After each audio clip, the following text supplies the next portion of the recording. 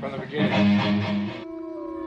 And I was shown that that Lucifer would return, that the UN and the Vatican were going to be completely behind it, again, under false pretenses. He's going to show up and say, I'm here to save the day, right? And, okay, fine, you know. Yeah, of course, ahead, you can say whatever you want. But I've always hated censorship. It's the internet.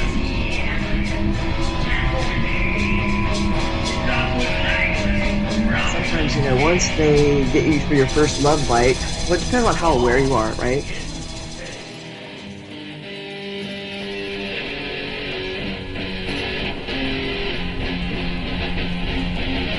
I forgot my bullets. I never had a gun. Here I am left standing. Am I the only one? For what I see, memories have guilted me. I'll never see the sun. First of all, as you know, the Anunnaki and the Draco are enemies. Second of all, underneath Baghdad was a stargate that was created by the Anunnaki so that they could transfer from Jupiter to the Earth.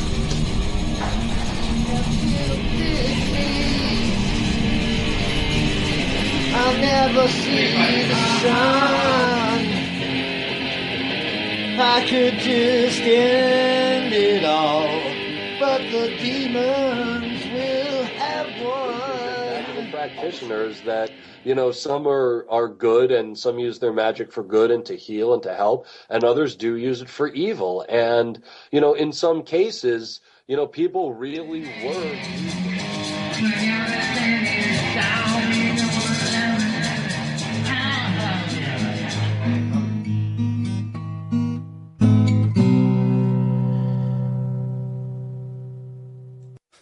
This is too much sometimes. From the broken ruins Of Babylon. This is End of Days Radio. And I am your host, Daniel, broadcasting to you all the way from the shimmering Emerald City right here in the heart of the Pacific Northwest. Hello, howdy doody, how are you? How are you all? The date is January 31st, 2018. Oh my God, it's getting so far along. So, very special guest tonight. We will be talking to none other than local comic Monica Nevi, who calls herself the B word. And we are going to find out why. We will find out why tonight. And she just sent me a message over Skype asking if she should not swear. And the answer to that is swearing is allowed. I'm going to type that up back to her. Okay, done. Yes, swearing is not only allowed, but it is actually encouraged here on End of Days Radio. We're completely uncensored. I would put one of those parental guidance recommended stickers right on the front of anything End of Days Radio. Parental advisory required or advised, or parental guidance advised. Along with the Mr. Yuck sticker, because we are very yucky here. And I'll use the C word, I'll use the B word, I'll use the A word, I'll use the D word. I'll use every word in the alphabet that I can think of. And remember, if you like End of Days Radio, go to endofdaysradio.com. There you can see our upcoming schedule. You can listen to all past episodes of the show. You can join the forum and chat. You can read the About Me page, which is all about me. There's quite a bit there. All the links to social media are there, along with my email. If you'd like to donate to the show, you can do that there too. Donations are welcome, of course. Help us keep the lights on and the servers up. Thank you so much. Oh, things are starting out disgusting right now because as many of you know, my studio is kind of small and compact, and I have been eating a lot of these oh boy Alberto pepperoni sticks and drinking Mountain Dew like I usually do, and I've been ripping some really nasty flatulence in here, and it just seems to just stick to the chair, stick to the walls, stick to my face, and it is just the most disgusting, rancid, putrid smell. And oh God, I shouldn't even be talking about this on the show, but it is just overwhelming my senses and kind of ruining my experience, So hopefully this demonic cloud will lift. If it does not, I might have to explore some incense, might even have to open a window, even though it's like 20 degrees outside. But anyways, I will move on. Remember that if you enjoy this show, to stick around after the break. We've got quite a bit to talk about after we talk to our guest. But for now, I'm going to go ahead and dial her up. This is very exciting. I've been trying to get some sort of female comic on the show for a while, and there are various reasons why that wouldn't work. And finally, here in 2018, we're finally going to make it happen. So let's quit wasting time and let's dial her up. Hello, can you hear me? Hello. Hi. Is this Monica? This is Monica. Monica, welcome to the end of days. Thank you. How do I pronounce your last name? Is it Nevi or Nevi? It is Nevi. Okay, excellent. So I was actually doing it right. Hooray. Good job. And what I like to do to just start things off is to just ask you what's been happening, what's been going on in the world of Monica. Oh man, it's kind of a loaded question, I feel like. Oh, it is so loaded. It is loaded with everything. Yeah, well, actually in the last couple weeks I've been in LA, just kind of hanging out here.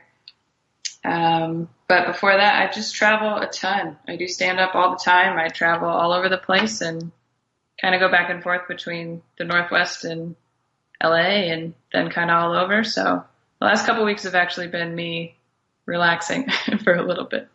Nice. Are you currently in LA or in the Seattle area right now? I'm currently in LA, but I actually fly to Seattle in the morning. So. Oh, nice. Mm-hmm. You ever get any of that jet lag? Yeah, sometimes, especially if I'm coming from, the East Coast or something. It's definitely worse. I think the worst thing is just really, really long drives. Like if I've done it a few times, I'm driving from Seattle to LA. That's pretty rough. Cool. And I think now is a good time to turn back the clock and get into your origin story a little bit, your past. I'd just like to start off. We know that you're currently located in Los Angeles and Seattle, but where did you grow up? Did you grow up in this area? Did you grow up down there? Where did you grow up? I grew up in Renton, actually, from Renton.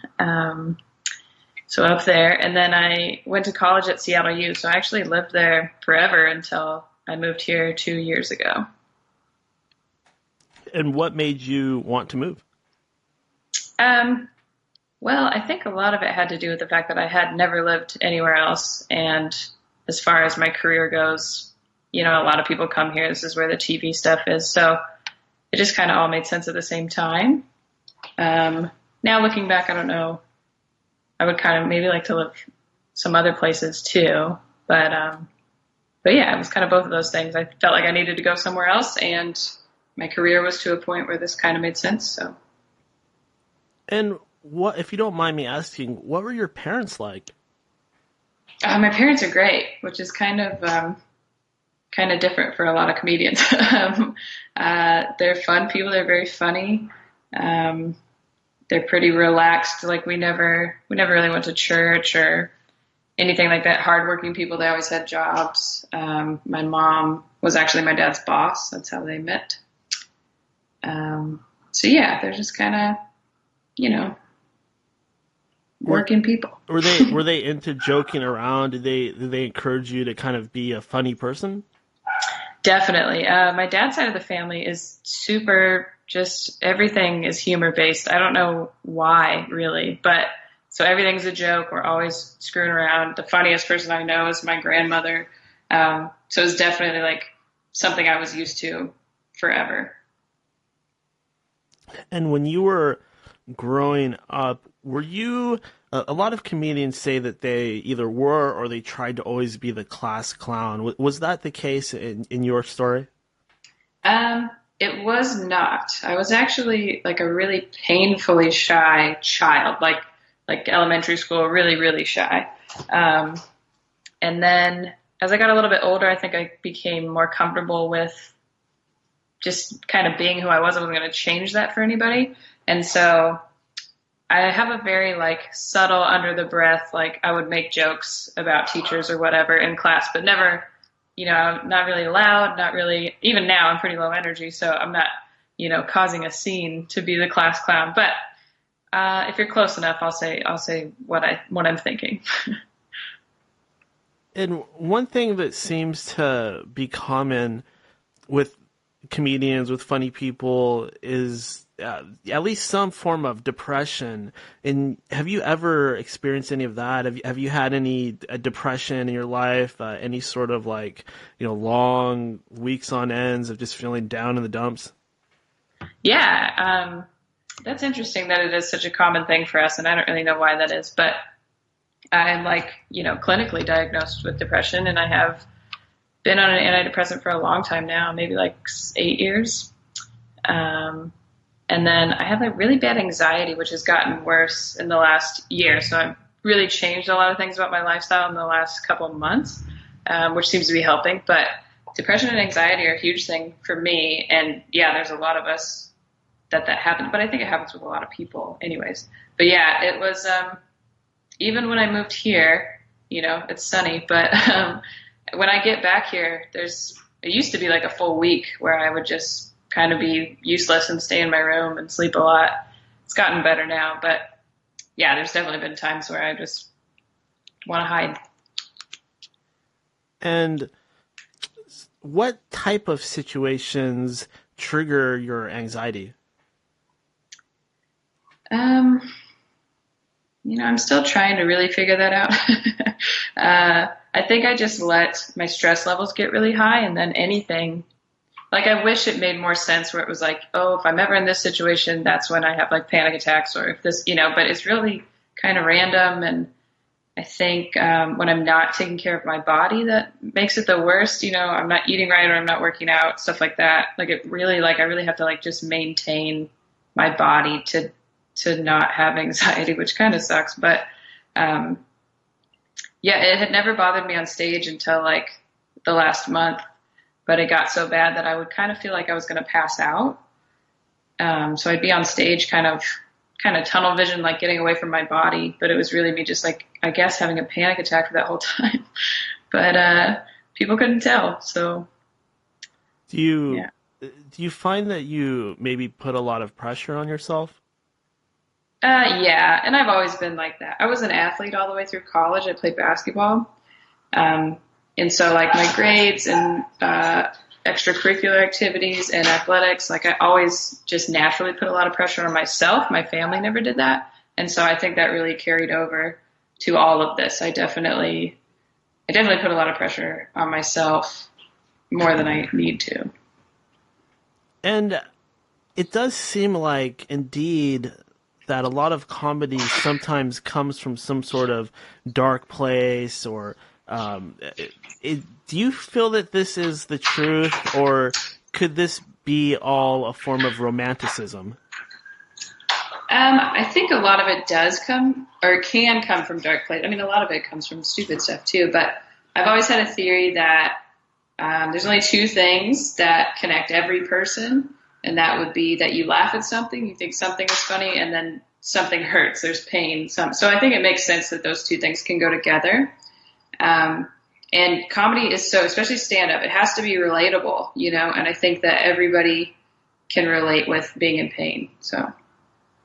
And you previously just now mentioned that you were involved in athletic activities. It seems like a lot of comedians aren't really that athletic, but it sounds like you may have been. You're right. Yeah, there's not a whole lot of us that were athletes before. It's an interesting environment for me to be in, because, yeah, there's definitely just a handful of us that maybe played in college or whatever. And so we were around a lot of kids that, they've always been in arts and they did theater when they were younger and stuff like that, which I never did. So it's definitely a different type of personality, but two, a real different experience growing up. It really on paper, it doesn't make sense that I do this, but I do. And being that you do kind of have a little anxiety, how is it that you managed to muster up the courage to try stand up for the first time? Yeah, I mean, that's an interesting question. I thought about it for a long time before I ever did it. I think so I got hurt in college and I couldn't play basketball anymore. And so it was about 8 months after that. I'd been writing jokes for like a year just for fun. And, I knew in my head what I was going to do if I ever did an open mic. And after I think I was kind of filling a void when I couldn't play basketball anymore. It was such a big part of my life that I needed to find something else. And so I just did it, and it went well. And I still wonder now if it hadn't gone well, would I have kept doing it. But it took a long time, I guess, is the answer to that. Now, Monica, was there somebody that inspired you to want to do this? Like, I don't know, some of the earliest female comedians, like someone like Roseanne Barr, for example? Yeah, I wouldn't say Roseanne, but I used to stay home when I was like 13 and 14 and watch, they called it Friday night, so it was Friday night stand-up is what was on Comedy Central, and they just did a bunch of stand-up specials like over and over. And Maria Bamford was the first woman I ever saw on TV, and I was like, oh, we're allowed to do that? Like, I knew like Roseanne and some of these other people, Lily Tomlin, those people from like TV stuff, but I had never seen someone do stand-up. And I remember almost watching a Janine Garofalo special once, but I was so young that my parents were like, you can't watch that. Like, she was still smoking on stage and stuff. She was still drunk at that time. Oh my God. Yeah, but Maria Bamford was definitely the first woman that I saw that I loved that was just like, oh my gosh, we can do that. But I used to watch a ton of stand-up when I was younger, which is kind of weird. But. And speaking of the thing with the cigarettes, that's interesting that you bring that up, because I'll watch some old like comedy specials and stuff like that, and sometimes it seems to me like they really got away with quite a bit more back then for whatever reason. Would you agree with that? Yeah, definitely. I guess with like smoking and drinking and stuff like that, you could kind of get away with that, most places as a normal person. But like, there's guys now who will just start smoking on stage and no one stops them. And also, like, I work enough casinos now that you can do it, but there's even certain stages where, like, you can't bring up, even though it's not being filmed, you can't bring up a water bottle with a label on it, or you can't drink on stage at all. Like, it just depends on where you are. So it's definitely different now. And this might be a really tough question to answer, but I'm just going to throw it at you anyways. And if you can't come up with anything, that's perfectly fine. But my question is, who in your opinion are the top 3 comedians of all time? Oh, wow. That is quite a question. In my opinion, like, let's see. Because I'm like, my 3 favorites would probably be different than who the top 3 of all time are, Yeah, that makes sense. I've always said, like, the people I can still watch now and really laugh at that, like, were funny before. I think Phyllis Diller is amazing. I don't know if you've ever watched a set with her, but her laughs per minute and like tags it's mechanical. It's uncanny. George Carlin was always a favorite of mine. And then the last spot, I would either Richard Pryor or Rodney Dangerfield. Oh. Same thing with Dangerfield. Like, it's just so fast, just over and over. Like, I don't think people really do that anymore. The way that Phyllis Diller and Rodney Dangerfield it's joke, tag. It's just so fast, and you can barely keep up with how funny it is. I think people don't do that anymore. So. And yes, everybody, those are sirens in the background. I don't think Monica's in any danger, but those are sirens. Can you hear that? Yeah. Oh no, sorry. It's okay. It's okay. It makes us feel like we're right there in Los Angeles with you. Yeah, it's LA. It's like that all the time. Maybe you'll get a helicopter too. We don't know. They're riding again. Yeah. And So Richard Pryor, I find him to be hilarious. And one thing that I noticed that he would do is he was really good at dealing with hecklers. Mm-hmm. Do you ever get any hecklers or anybody you got to kind of shut down? Do you approach the situation in a way like Richard Pryor might? I probably wouldn't say I approach it the way he did. He's a little more aggressive than I am. I mean, you stumble across it from time to time. Most of the time, it's not people being malicious. Like, they're just drunk and they want to be involved. So half the time, they're like, oh, yeah, that's true. Like, they're just yelling for no reason.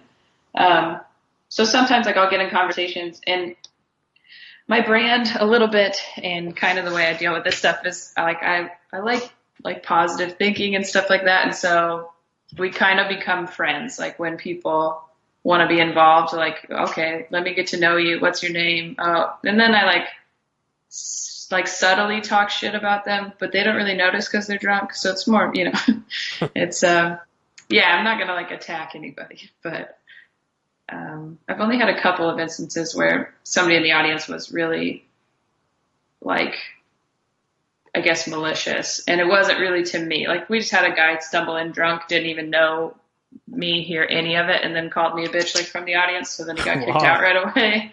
And then I had two guys get in a fist fight in the audience while I was on stage. So that was kind of weird. But oh my God, over what?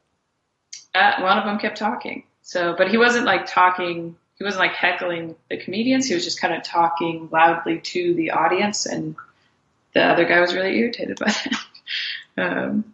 So that was weird. And I was just like standing, like, everybody's watching him. So I was just like standing on stage with the microphone, like, at my side, watching these guys fight each other. But did it get broken up? Yeah, eventually. And the only guy they kicked out was the one who kept talking. So everybody was pretty happy with that. What do you think of Sarah Silverman? I actually, as of late, really love Sarah Silverman. When I was younger, like, I never really got into the Sarah Silverman program, or like her older stand-up I hadn't ever really seen. But this new stuff I love. Speck of Dust, is her current Netflix special. It's amazing. She did an HBO one right before that. I think it's really, really funny. And I've only watched a few episodes of her show on Hulu, but I enjoyed those ones. So. And you mentioned earlier that you've watched Comedy Central quite a bit.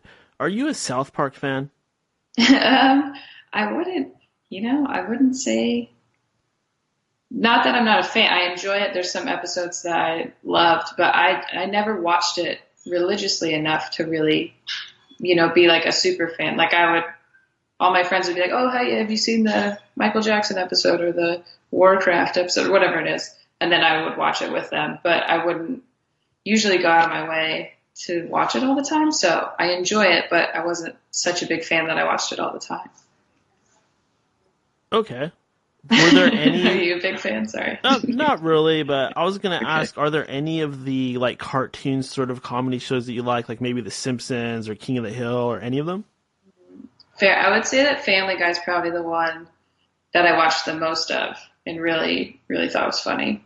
I watched Simpsons when I was younger, but it wasn't, I don't know why it never really like stuck with me. So probably Family Guy. And one of the most famous South Park episodes is indeed the World of Warcraft episode, but Okay. that does kind of trigger me to want to ask you, are you a gamer at all? Do you play video games? I'm not, like, even a little bit, but all of my friends in high school played a lot. And so when we watched that episode, it was really funny because it was like, oh yeah, this is what you guys do. Like, this is when I go over to your houses and you've been like in a cave where there's like empty bottles and shit all around them, like, I was like, yeah, this is exactly what it's like for you guys. I don't know what, the gaming references were, but I was like, yeah, this is what you guys look like. And what do you do for like a hobby? Do you have any like weird hobbies or abstract hobbies that we probably don't know about? It's an interesting question. I mean, I don't think they're that, that interesting. I I like outdoors. I try to get outdoors as much as possible. So I go hiking quite a bit. I play basketball, but that's not that weird. So you're staying pretty athletic, sounds like. Yeah, I do. That's definitely kind of what I do to keep when I have free time. Now that I think about it, I'm not great about doing things. I don't know. We do trivia once a week. I work a lot, and I'm always maybe that pressure thing and the stress. Maybe my work-life balance isn't great, but I don't do normal stuff very often. Do you think maybe that putting pressure on yourself actually pays off? Because I remember hearing a story about Charlie Chaplin would really pressure himself, and if anybody upstaged him, he would go in the dressing room and cry. Do you think maybe that actually helps you, putting all that pressure on yourself? I do think there's definitely some benefits to it. Yes, I do. I think there's a perfect balance in there somewhere, and I don't know, I haven't found it, of working really hard but being able to give yourself a break and feel good about the things that you've done. I think that's hard for people to do when they push themselves a lot, is kind of, you're always working on the next thing, so you forget to stop and go, oh yeah, this is actually kind of cool that I did this. So I think there is a perfect balance in there, and I do think it's very beneficial to always kind of be moving forward. I have a big fear of complacency, and I think that's why I'm always doing too much. But coming from an athletic background, that was normal for us. If things weren't going right, you just worked harder, you practiced more, but it's not like that with art and stuff. I can't get mad and just work harder on stage. It doesn't help if I'm mad, So now actually I'm definitely working on that balance, and, I meditate more, and I work on some other writing things to try and get the creativity out of that and put it over here, and try to make my whole life a little bit more balanced, because I think that actually does help the work part of it.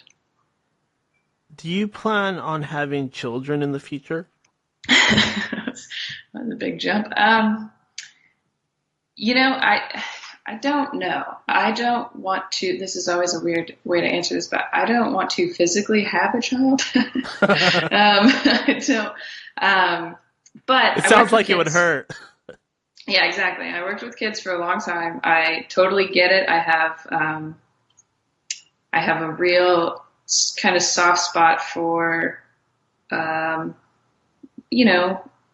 creating citizens of the future, I like that idea of it.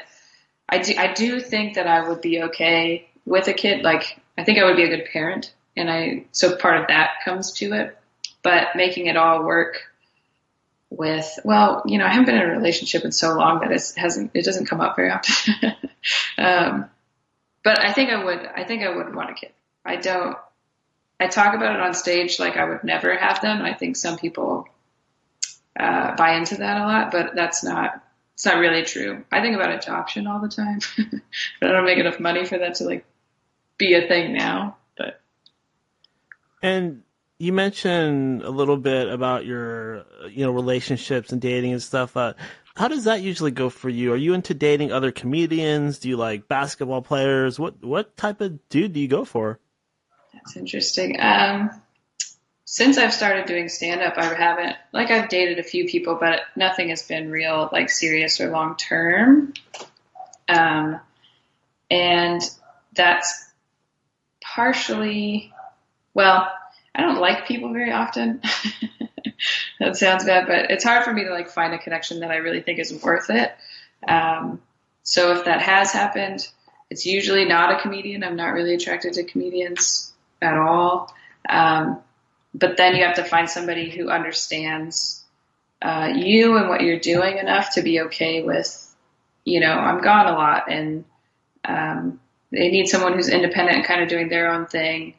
And I attract, for some reason, a very sensitive person, a very sensitive guy. And so that doesn't go over very easily with me being just so you know, I'm busy all the time. And then they're like, we don't hang out enough.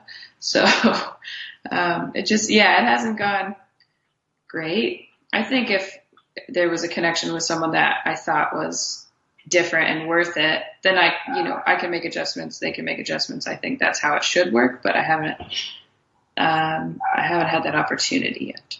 Do you consider any male comedians to be hot, like maybe Chris Rock or Jerry Seinfeld?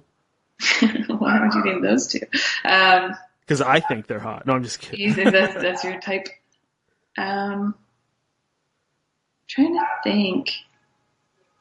Who do I think is? I don't know. I mean, yes, I think there are some attractive male comedians, but I don't know. Like, since Chappelle started working out, I'm more attracted to him for sure. Oh, I am so glad you brought up Chappelle. I'm so glad you brought up Chappelle. Okay. But other than that, I mean, I don't know. There's younger guys that are newer that are good looking. Some of the older guys it's not really a thing to be like hot and a comedian. So that's a new thing for us. I think typically you'll go the comedy route if you don't like find yourself to be particular hot. Just a theory of mine. Right. But there's some guys. I mean, Jeff Dye, he's from Seattle actually, and he's a really good looking guy and very funny comedian. So it's kind of a newer thing, I think. And speaking of Dave Chappelle, this is such an interesting topic because I know he's back now and he's better than ever, but what do you think of that whole thing where he had the show and he kind of melted down and flipped out and moved to Africa? I secretly think that is great. Not that he had to be in such a stressful situation, but I do think being able to say no in Hollywood is not heard of. You know, they weren't going to do it the way he wanted them to, and he knew he was getting stressed out and in a bad place, so he left. And I think a lot of people wouldn't do that. And so it kind of makes me happy that he's back and he's being rewarded for really being exactly who he wanted to be as a person and a performer. So. And very interesting. But circling back to the dating stuff, just one more time. Is there any possibility that like guys might be freaked out that you'll turn them into comedy material? Maybe. I think a lot of people. Well, in my normal life, people talk about it all the time. You know, oh, you're going to tell jokes about us, which is usually not true. But my relationships, more than anything else, do end up in the act. You know, or just dating, or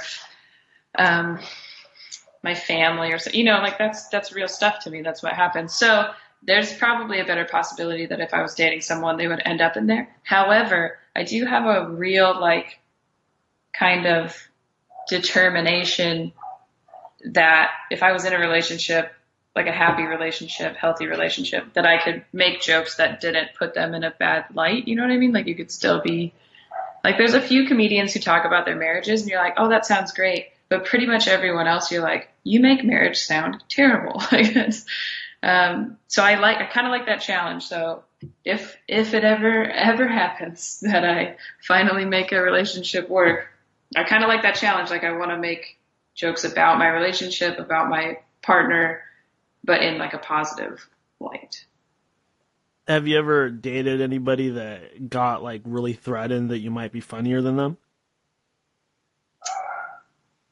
Not that I know of. I had like one kind of boyfriend, like on and off thing that was a comedian. This is the only comedian I've ever been with. And I think there was a little underlying jealousy, maybe on both of our parts, just because it's like, oh, you got that thing, but I didn't. Like we were pretty close to the same level. And so, you know, if he got something and I didn't, or I got something and he didn't, or whatever, it came up a few times, you know, and that was, I thought he's funny and he thought I was funny and we enjoyed watching each other. But I think that the whole industry part of it kind of makes you competitive a little bit.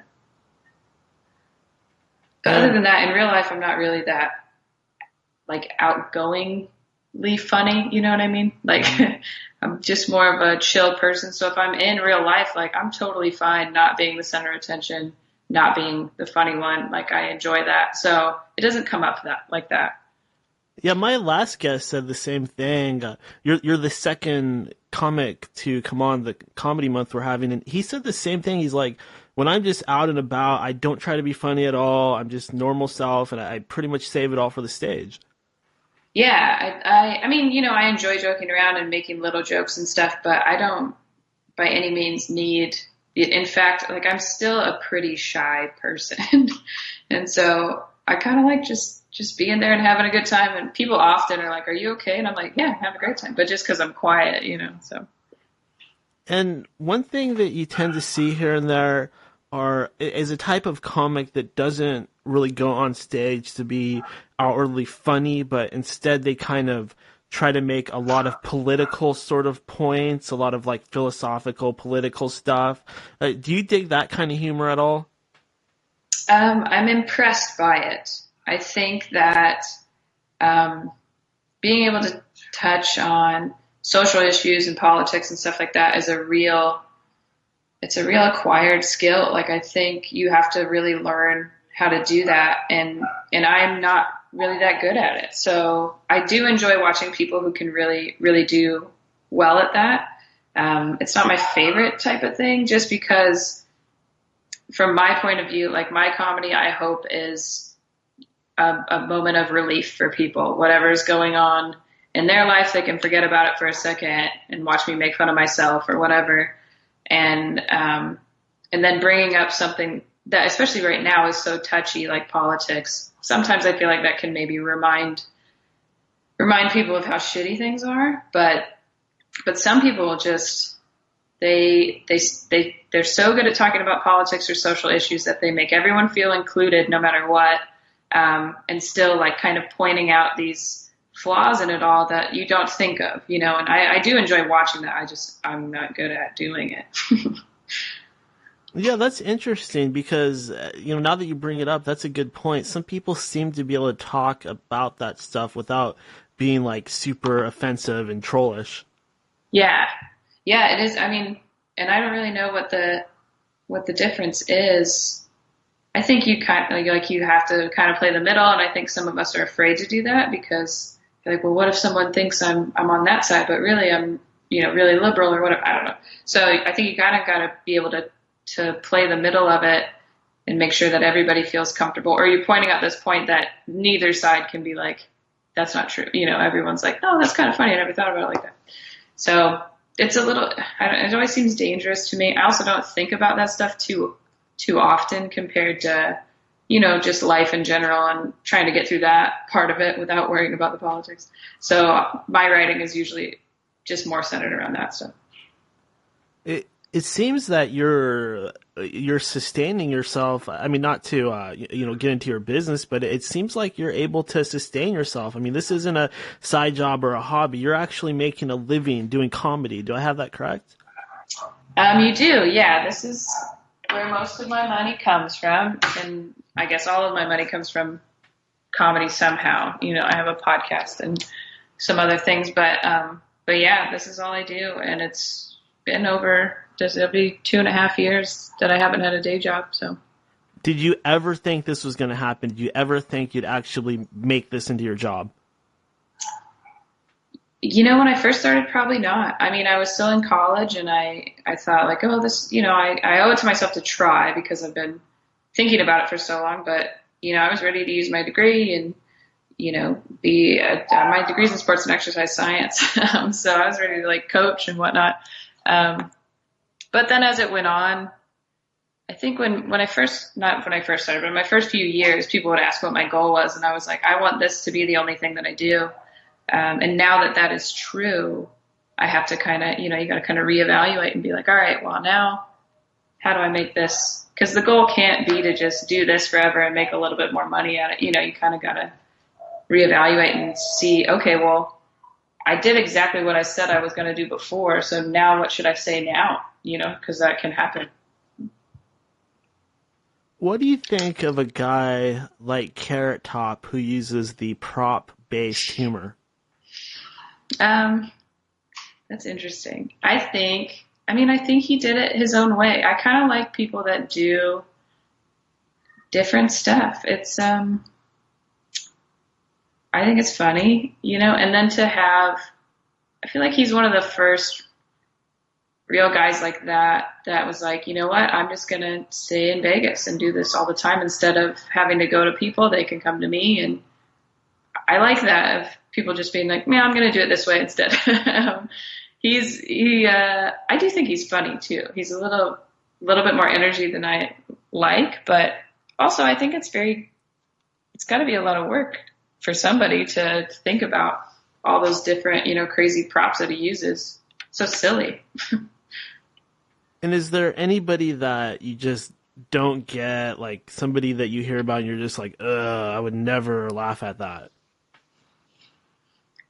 That's a good, okay, no, that's not true. I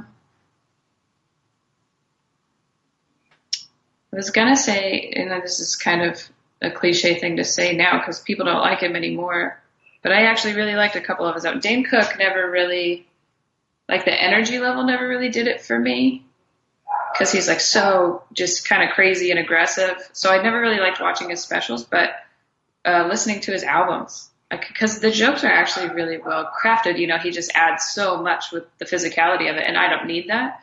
But so yeah, I don't necessarily hate him either. I don't know if there's anybody I think there's people where I'm like, that's not for me, but I can see why other people like it. You know what I mean? Yeah, that makes sense. Yeah. Were you ever, once again, this is kind of a stand-up comedy thing, and that's why I'm asking, but were you ever into like partying, drugs, cocaine, heroin? Did you ever dip your beak in that sort of stuff? Yeah, it's so funny because I was just thinking about, so I'll turn 28 on Tuesday. And just thinking about that like 27 rock star thing, I was like, I only have a week to like die before I'm not a rock star anymore. But no, so yeah, I went through a few periods, honestly, of just drinking a lot, doing drugs, yes, but not to the point where it was like I was doing it all the time. I've done a fair amount of cocaine, but not, I didn't really like it.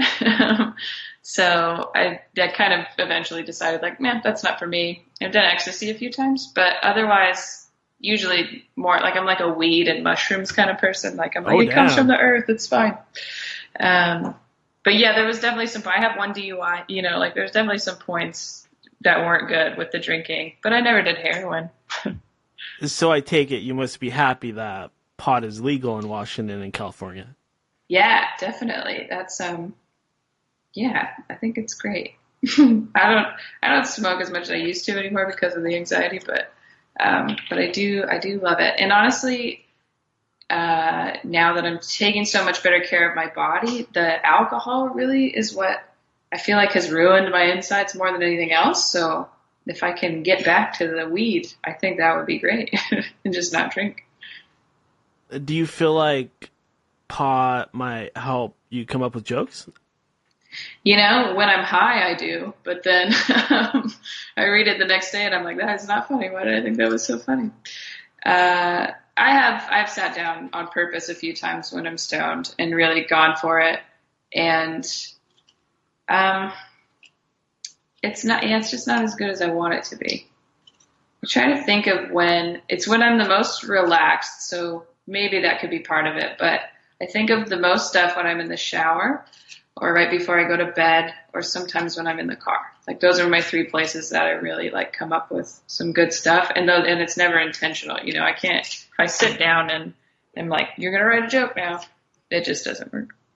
So it sounds like you actually kind of have a ritual. Like you get in the shower and the warm water starts hitting your head and it starts to kind of come to you. Yeah, it's interesting. My mind wanders to the weirdest places there. I think when I'm working or I'm doing something, my thoughts are very like stressed and this is what's going wrong. And then I'm trying to redirect that where I'm like, okay, think of something positive, so it's very pointed and I'm in control of it. But when I'm in a situation like that, I'm not in control of it. I just kind of let it go. And then weird stuff comes up and it gets very hypothetical sometimes, which I think brings me to jokes, or, it'll take a situation that I've been in and then it'll add this whole other element to it, this whole funny thing that I'm like, well, what if that happened? Or what if this was said, and then that's a bit. So yeah, it's that when I'm relaxed and I just kind of let my mind do what weird shit it's going to do instead of trying to kind of grab onto it all the time. And what is it about shrooms that you like so much?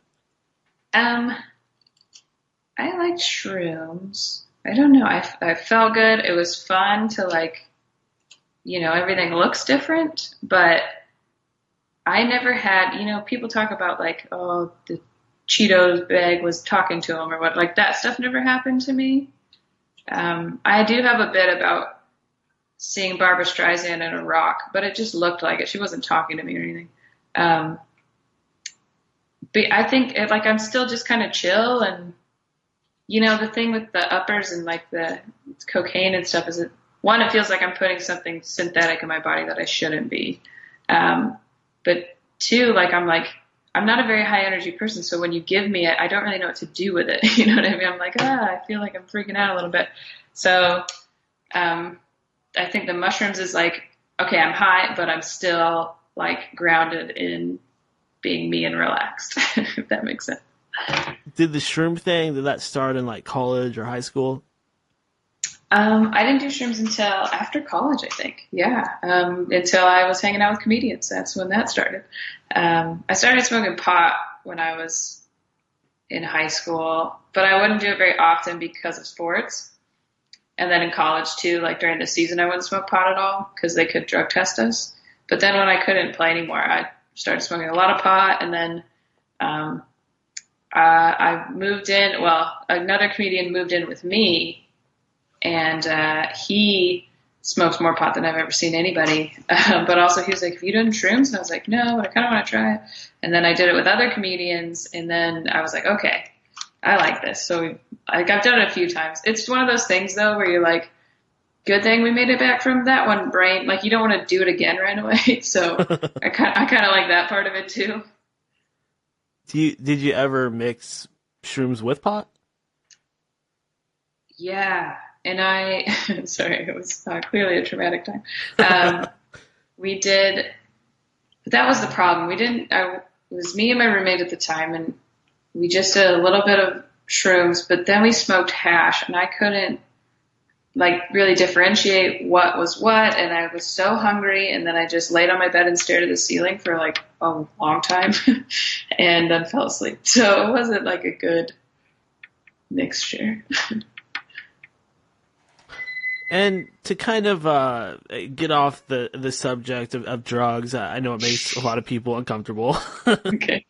I did want to ask the state of stand-up comedy, and I hope this isn't depressing or anything, but I remember when I was a kid, back in the 90s, stand-up was huge. It was really big, and all of these comedians were getting their own sitcoms, and they were just super popular. Does it seem to you that has kind of died off a little bit? I think recently there was another little surge. There was a lot of people you were seeing on TV that did start in stand-up. But now we're getting into this territory of everybody's getting in trouble, and I think we might be going into a little dip. It goes in waves, though. There was a boom in the 80s, and then a boom in the 90s, and then, and then a dip, and then there was, so hopefully, there's people like me who are going to do it through the whole thing. But I think people now are really innovative, and, you see that with the podcasting environment, or people making their own stuff and putting it online or whatever.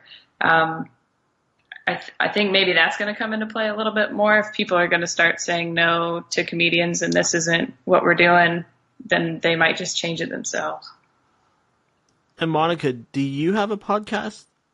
I do have a podcast. It's called The Hug Life. We are on the Podaholics Network, and my co-host is Mike Coletta. He's also from Seattle. What kind of stuff do you guys talk about? If you weren't already irritated by it, it's a positive podcast. We talk about good stuff. It's very silly and dirty still, but we do like good news stories. We positive spin a different topic every time. So like if you were going to positive spin PC culture or something, you'd say like, oh, it's good because of this, whatever. We play a couple games. We do a silly quiz. The idea is that, you kind of forget everything sucks for an hour, and it's really fun. We have fun. We have fun guests, mostly comedians, but we've had some, musicians. We had people from pageants. We had somebody from the military, stuff like that. It's really fun. I think it'll be 3 years in August that we've been doing it, or maybe 4. Oh God. How often do you do a show? Once a week, and we put them out on Wednesdays. Yeah. And Monica, why is it that you call yourself a bitch? I think it's a defense mechanism, actually. I think if I tell people that, then they won't get close enough to me. No, I have a very natural, like I can't control the expressions on my face. So if I think you said something stupid, you can kind of see it on my face. I'm also a little standoffish and pretty quiet, and so I think that comes off, I've been told, as intimidating and kind of like a bitch, and so I just kind of went with it, and I'm fine with that. I don't think I'm a mean person. I actually think when you get inside the circle, I'm a little bit too nice to be like, I'll give people shit that I shouldn't, stuff like that. But my external, which is just, being a determined woman, is frequently considered being a bitch. So that's fine. And would you say it's harder being a female comedian than a male comedian? Is it harder being? I don't think so. I mean, I think there's differences. I do think it is different being a female comedian than it is being a male comedian, but it's different being a woman than it is being a man anyways. But some of the things, that we deal with, I've had happen in regular day jobs, and, people are going to say stuff and hit on you a lot of places. So you just kind of deal with it. I mean, I don't know. Is this like a Me Too thing? Did something happen? Oh, no, I don't know. No, I think people say shit all the time. It's not a, so no one in the business has tried to sexually harass you. I don't think so. I mean, I wouldn't say they're like in the business. I get a lot of messages and, some inappropriate stuff like online. I don't think anybody's really done anything in person that I can think of, but that's where the bitch thing comes from. I'm so standoffish that I don't let people close enough to do stuff like that. Do you think which isn't like anybody else? That's not necessarily like their fault, but. Do you think maybe that they feel like they can get away with saying like lewd stuff to you because you are a comic? Yeah, I do.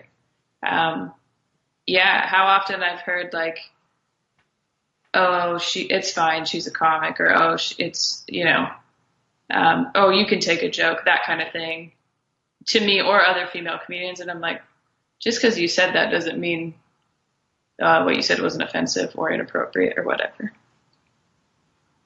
How do you feel about feminism? How do I feel about feminism? I think it's great. I'm definitely a feminist. But I think there are some misunderstandings about it. 2, I think we're having issues with intersectionality. I think there's almost some factions within the feminist movement. I think, but I'm all for women being equal and being treated that way and paid that way. Do you feel that what you're doing is kind of an expression of that? A little bit. I feel like my life has kind of always been an expression of that, in that, my parents taught me that I could do whatever I wanted to. And so I picked 2 things that aren't, standard female choices. I wanted to be a basketball player, and then I wanted to be a stand-up comedian, you know.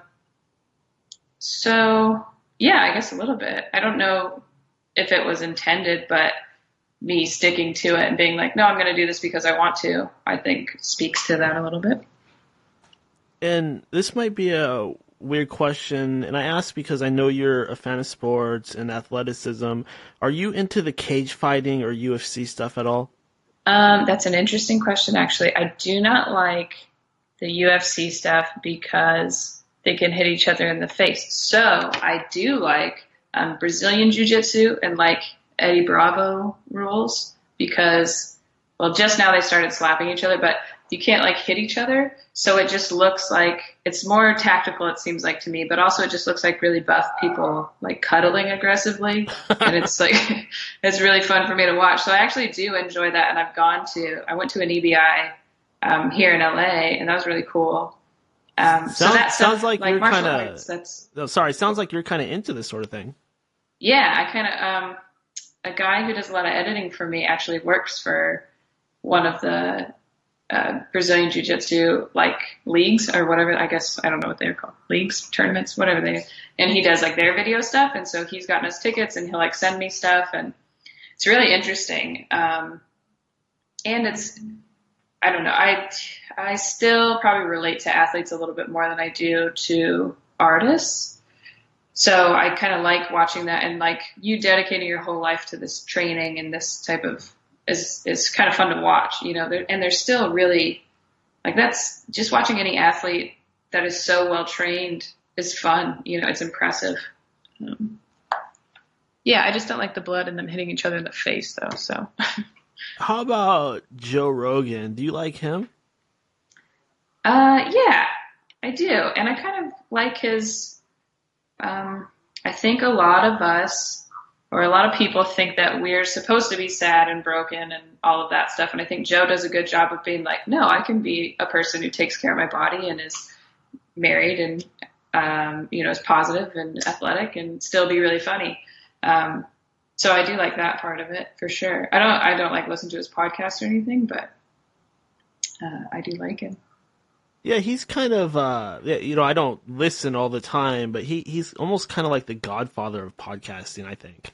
Yeah, definitely. Yeah, it's pretty crazy. He got in there and he started it, and people love what he does. So I think it's great. How about his stand-up? Do you like his stand-up? I actually really do like his stand-up. Probably more than what I've heard of his podcast and him on other podcasts. I like his stand-up a lot. How do you feel, you kind of touched on this earlier, but how do you feel about really racial or sexual types of humor? It's interesting. I mean, I'm a big, like, if it's funny, it's funny kind of thing. With that said, I love innuendo for some reason. So the more like graphic and blunt things are, especially like sexual or whatever, it's like not as funny to me for some reason. I don't know why. But I don't really have a problem with it. Racial humor, I don't know. I feel like if the audience likes it and they're, you know, and for the right reasons and it's funny, then that's fine. But I feel like some people get upset when they do something where you're like, yeah, that was racist, and then the audience doesn't like it, and they're like, oh, there's something wrong with you. And I'm like, no, they just don't like it. That's okay. But yeah, I mean, if it's funny, it's funny. That's how I feel. Is the world starting to become a little bit too politically correct? I don't know if politically correct is the issue.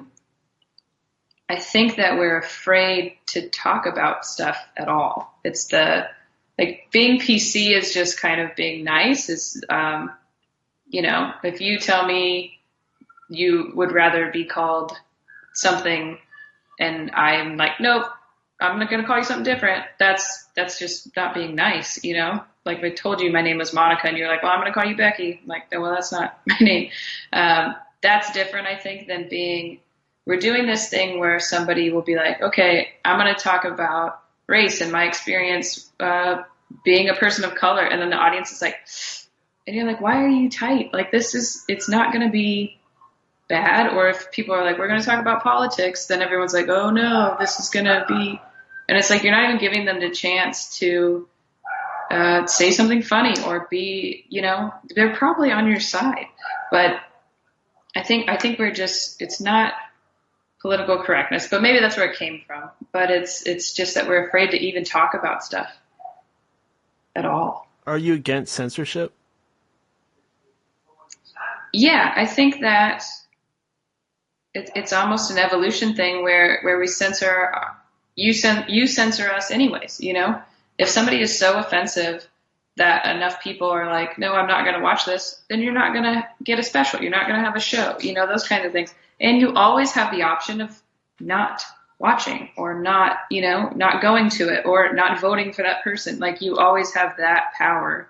And I think people are bored and they need to get in other people's business or something, like who you marry or any of that has no effect on me. So I don't give a shit. Like, I don't, and so if you do, I think your life, congratulations, is so stressless that you can, put shit on other people. Yeah, I don't know where I was going with that, but you know what I mean. Well, this next question, this is something that I think is probably going to come up again when I'm interviewing comedians, but it's the topic of going on stage and completely bombing out. Have you ever bombed, and if so, how did you deal with that? I don't, and this never sounds great, but I don't remember a time where I've gone up and see a bomb, like a real bomb to me is like, this is a good audience. Other comedians have done well. You go up and somehow just fuck it up. Like, it's terrible. Like, that's a real bomb. I've had situations where like everyone is bombing. Nobody's getting any laughs. This crowd, it's not fun. I've had those situations. When that happens, they love it when you comment about it. You're like, oh, you guys hate me. This is, they don't want to hear your material, which kind of sucks. And so you got to just like do crowd work and talk to them and, whatever. So what you're saying is there's sometimes a point where you have to kind of shut down what you're doing and switch directions. Yeah, absolutely. That happens for sure. So in that case, some improvisational stuff is going to come into play. Definitely. Yeah. And that's where, you see and again, I'm never really aggressive, but it's where you see the, comedian destroys heckler, that type of stuff, is when that audience wasn't doing what he wanted. It wasn't like he just went out and was like, started insulting people. They weren't into it. They weren't having a good time. And then, or at least somebody wasn't. And then it leads to this crowd worky, let's talk about it. Clearly you're not going to allow me to do my material type of situation. So. And Monica, this is End of Days Radio, and this is normally a paranormal show. So I just got to ask you this. Do you believe in aliens? I do. You do? Yeah, and I think they're already here. I know that sounds, it's a weird thing to be like, oh, yep.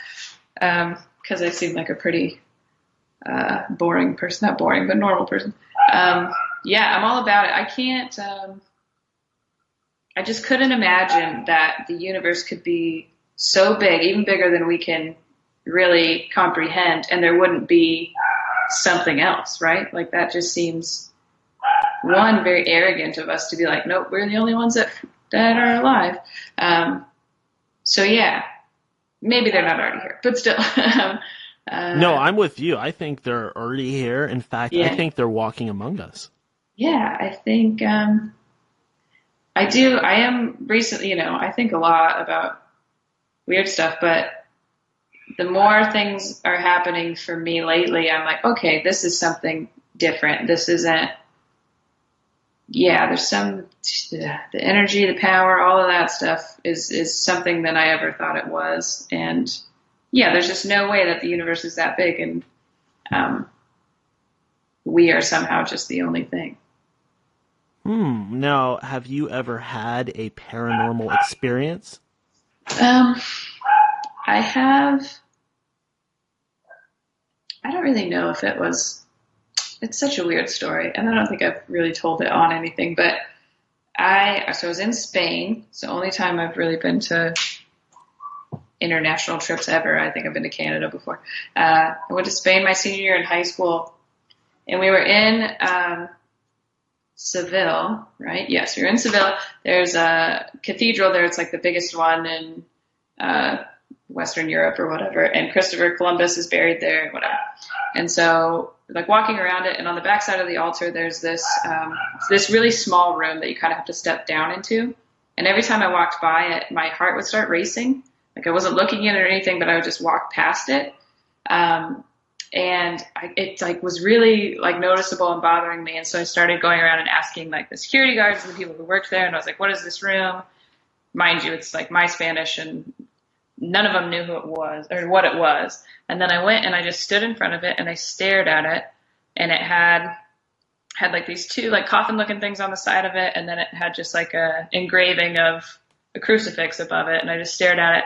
And I had like this vision, this story, I haven't told this story in so long.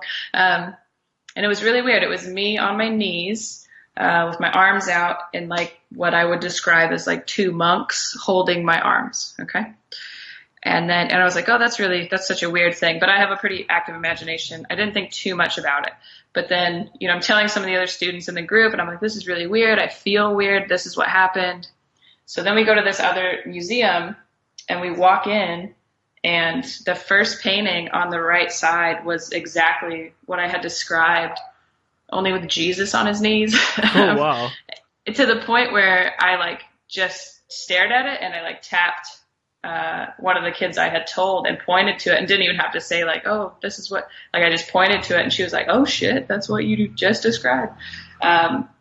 So that still sticks with me. I've tried to look up so many times, like, if anybody else has a picture of that room or what it is, like, I just can't, like, I feel like I have to go back to it. I don't know. And I can't explain any of that or why that would, yeah. Interesting. Thank you for sharing. Yeah, of course. And what about conspiracies? What do you think of these people that think that 9/11 could be an inside job? I think some of the conspiracy theories are pretty out there, but I think there's plenty of stuff that the government is doing that we don't know about. I don't know if that necessarily. So it's not too far-fetched to be like, there's stuff they're not telling us. I don't know if it's as, they blew it up from the inside kind of thing, because, I mean, I don't know for sure, but I was watching the Today Show and I watched the second one fly into the building. So like that's maybe not that far, but I do feel like there's stuff that we don't really know. How about Sasquatch? Sasquatch? I think maybe it's, well, yeah. I don't know. He was the Sonics mascot, so that's real enough for me. I remember that back when we had a basketball team. Ah, right, exactly. I don't know. It wouldn't be that crazy, I don't think. I mean, something that walks upright but is still hairy, that's not out of the line of evolution, so why wouldn't it? They're just maybe not a lot of them. I don't know. Were you a pretty big Sonics fan? Yeah, that's what we had when I was real little. There was no WNBA until I was, well, in Seattle at least, until I was 10. So, we only watched the Sonics. I wanted to be Gary Payton. There are still two Gary Payton posters on my bedroom wall, literally in my apartment, as a almost 28-year-old adult female. So. Oh, I used to love Gary Payton. He was the glove. Yeah, he's my favorite. And that's, I was a point guard and he's all I had to watch. So, yeah, I loved the Sonics. It's great. And I take it you're into the WNBA? Yeah, I do. I do pay attention to the WNBA. I mean, there's still a team in Seattle, which is nice. So. Yeah. Yeah. And which city do you like better, Seattle or Los Angeles?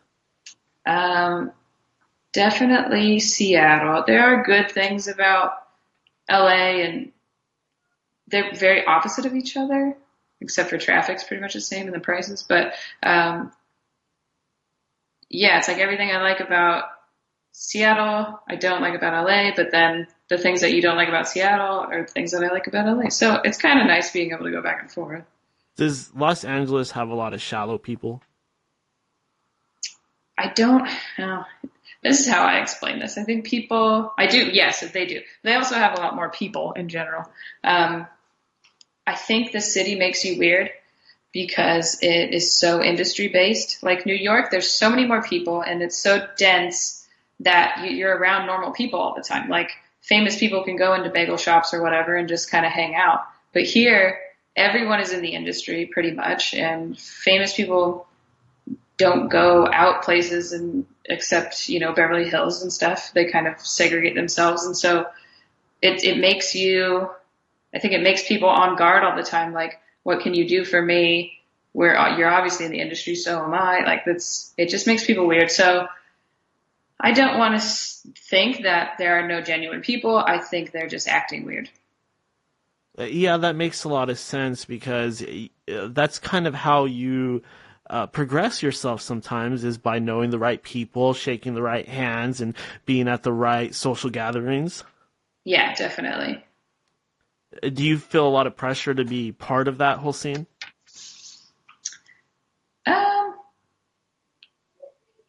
Not really. Like I probably should, but I don't. Like I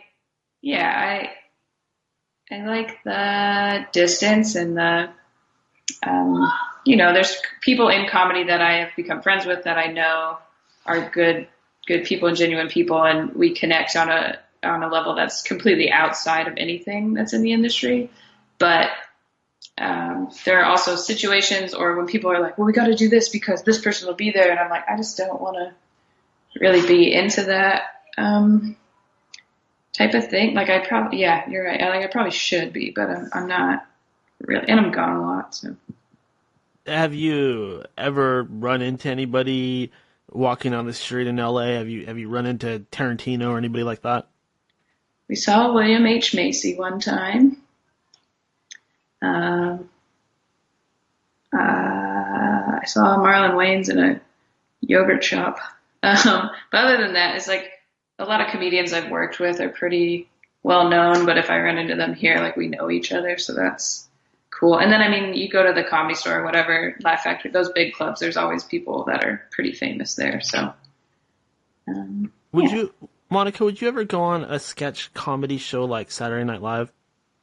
Yeah, for sure. That's, I don't think I would, yes, I would. If that was an option, yes, I would. I don't think I would be what they're looking for except for like a weekend update type of thing, but the writing for that and just like, yeah, I think that's interesting to me.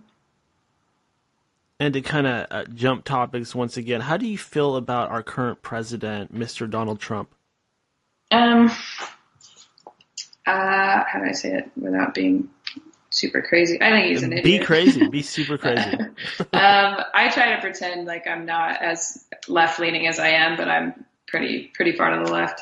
I just think that he doesn't know what he's doing at all, and the people that should be around him to support him, he didn't pick very wisely. So he's just, I don't think he cares either, like if you're golfing that much, I don't think you give a shit. Do you feel like he's more of one of these types that just wants to be the center of attention and wants to be like, almost like a comedian in his own way?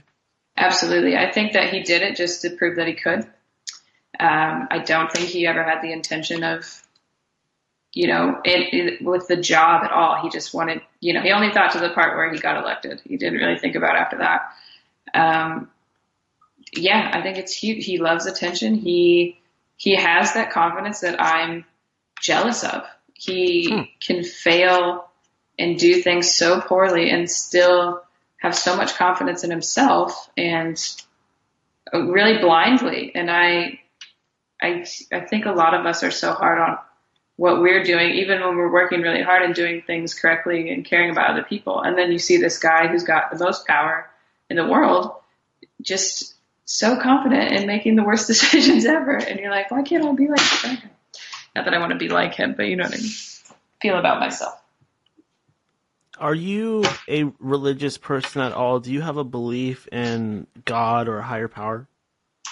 I'm not religious at all. I never really went to church. My family wasn't, but I do, and I've always kind of had a belief in, I guess, like energy and like how, like scientifically everything's made of the same stuff, and so we're all kind of connected and that kind of thing. Like I think I believe in the universe and that power a little bit more than anything else.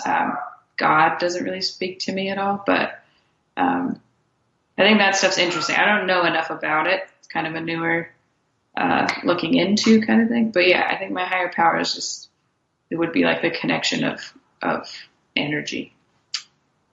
And to you, what would be the moment of, hey, I did what I wanted to do? What would be the ultimate goal? Is it to maybe get into movies or be on a show like Saturday Night Live or just do the stand-up on a much grander scale? Where would you really love to see yourself? What type of goal would you really love to attain? I think if I'm like being really honest with myself, I want to make something on my own. I want to, I don't want to sit around and wait for someone to be like, okay, now it's your turn. I want to create something on my own and have it be successful and popular enough where I can travel and do stand-up the way that I want to, not as often, or I can fly and I can do little theaters or whatever. And I would like to move back to Seattle. I think all of those things together are really my ultimate goal.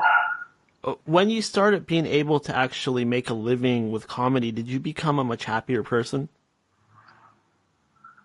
I don't know. I do think there were parts of it that were happier for sure. I think so. I think I deal with things a lot better now, and I wouldn't say much happier, but definitely happier. I think no matter what, at the end of the day, you can go back to the fact that you're doing what you want to do. And if you're stressed, it's still because you're doing what you want to do. Maybe that's not, paying you enough or whatever, but you can always fall back on that. There's not a whole lot of what ifs for me. Sometimes there is being like, well, what if I stay there? But, I'm not at a day job that I hate where I'm like, well, what if I did just quit and leave? Because I did. So, I would say I'm happier, but not. As soon as financially I'm like real stable, I think everything will be great. And for all those young folk out there that might be listening and thinking, I'd really like to be a stand-up comic or get into comedy, do you have any advice for them? I think people that ask me about it, I say watch as much as you can. Go see it live. I think that's huge. I think a lot of people, including myself, hadn't really seen it live before I went to my first few open mics. And then go do it. That was the thing that I wished when I had started, was that, I'd been writing jokes for so long. Why didn't I do this earlier? So you can Google it, find out where your open mics are in your area, go watch a couple and then sign up. I think you're never going to know until you try it. People are pretty nice, honestly, for the most part, when you're first starting. So I think that's always like, just go do it. Go try your open mic. And we are approaching the end of the interview, but I wanted to go ahead and open things up for you, Monica, to just give you a chance to jump on the soapbox one more time and just say to my audience out there whatever you would like to say, and feel free to go ahead and follow that up with anything at all that you would like to plug or promote. Okay, wow, anything I would like to say. My things are, go see stand-up live. Support it, watch it on Netflix, whatever, that's great. But it's never going to be the same as seeing it live, and it's never going to be the same show when you see it live. Something different's always going to happen. Whoever your favorite comedian is, go see them when they're at the club or at a theater or whatever. that's like my biggest thing with people, because they'd be like, oh, I watched this guy on Netflix, I don't really like him, and I'm like, go see, not him live, but you know what I mean, go see it live, or give it another chance. If you had a bad experience the first time, go again. Yeah, I think that's really important. Also, be nice to yourself. I think people are really hard on themselves in general, and no matter what you want to do, if it's, you know, if you're happy with your job or you want to do stand-up or whatever you want to do, be nice to yourself about it. These things take time, and as long as you're thinking positively, you'll be able to figure it out. And then you'll have to figure out what goals are going to be next. Let's see. And then as far as plugs, my podcast, it's called The Hug Life. You can get it on iTunes. We're also on the Podaholics Network, and there's other places you can listen to it. My website is just monicanevi.com. All my stuff is Monica Nevi, Nevi, you know, Instagram, Facebook, Twitter, all that stuff. It's all Monica Nevi. I will be in the Northwest the next couple weeks. There's dates on my website of where those shows will be. I'll be back probably May and most of the summer too, so come and see me. I also made a documentary series this summer. We're not exactly sure where it's going to come out yet. It's called 80 for 80. It was really fun to make. I'm very proud of it. But if, you know, check my website out, keep your eyes open for that when it comes out, because I would like you guys to watch that. So. Very cool. And Monica, I'd definitely like to catch up with you again in the future and see where you're at in a while. Yeah, I would love to do that. Thank you for having me. Very cool. And until then, thank you so much for joining me on End of Days Radio. And until next time, you have a good night. All right. Thank you. Bye. And there you have it. That was Monica Nevi. Very, very nice lady. Very funny. Definitely check her stuff out. It is time for our break, and I really need to go outside and visit the bushes so that I can get all of this Mountain Dew out of my body. I might need to make some more noise in here as well and stink up the place again, so I'm going to do that. I'm going to open up the doors and the windows and see if I can't air things out a little bit, but I will be back very soon. I'm just going to play a little music. You people out there listening to the show in podcast form, you will not hear the music because I do not own the rights for that music. But for those of you listening live, please enjoy. I will be back in about 10 minutes.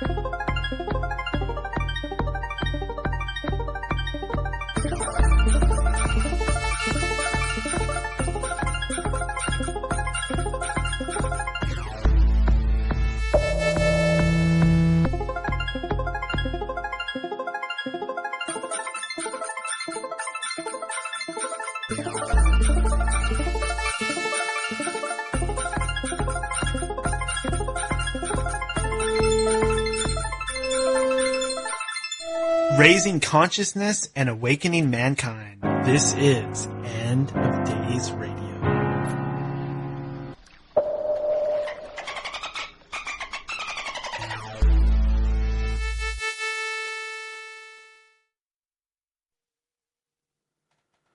Okay, and welcome back to the End of Days. This is your host, Daniel, broadcasting to you from the beautiful Emerald City. That's right. I am broadcasting from the top of the Space Needle here in Seattle, Washington. I've got my own little private room carved out, and I'm filling the room with all of my splendid flatulence. No. I'm not really in the Space Needle. But the part about the flatulence is true. I've been stewing in it for the past, I don't know how long now, and more have erupted from a dark place. And I got a text from Al, who texted me during the break, and he told me to get a fan. He told me to get a fan because of the demonic smell that's lingering in this room. But what he doesn't understand is that when I turn the fan on, it just kind of spreads the smell and makes it even more powerful. So for those of you that do not believe in demons or demonic beings or negative entities or anything like that, I can tell you that they are indeed real, and there is some sort of demonic entity stuck to my walls, creating a very, very awful smell. Because that's what they say, right? They say evil ghosts and evil spirits and demons, they smell like shit. Well, that's what I'm smelling right now. So there must be a demon inside of me, because I'm smelling some things that are positively out of this world. Talk about fringe. Talk about beyond the outer limits. Well, that's what's coming out of my anus hole. Something that is beyond the outer limits.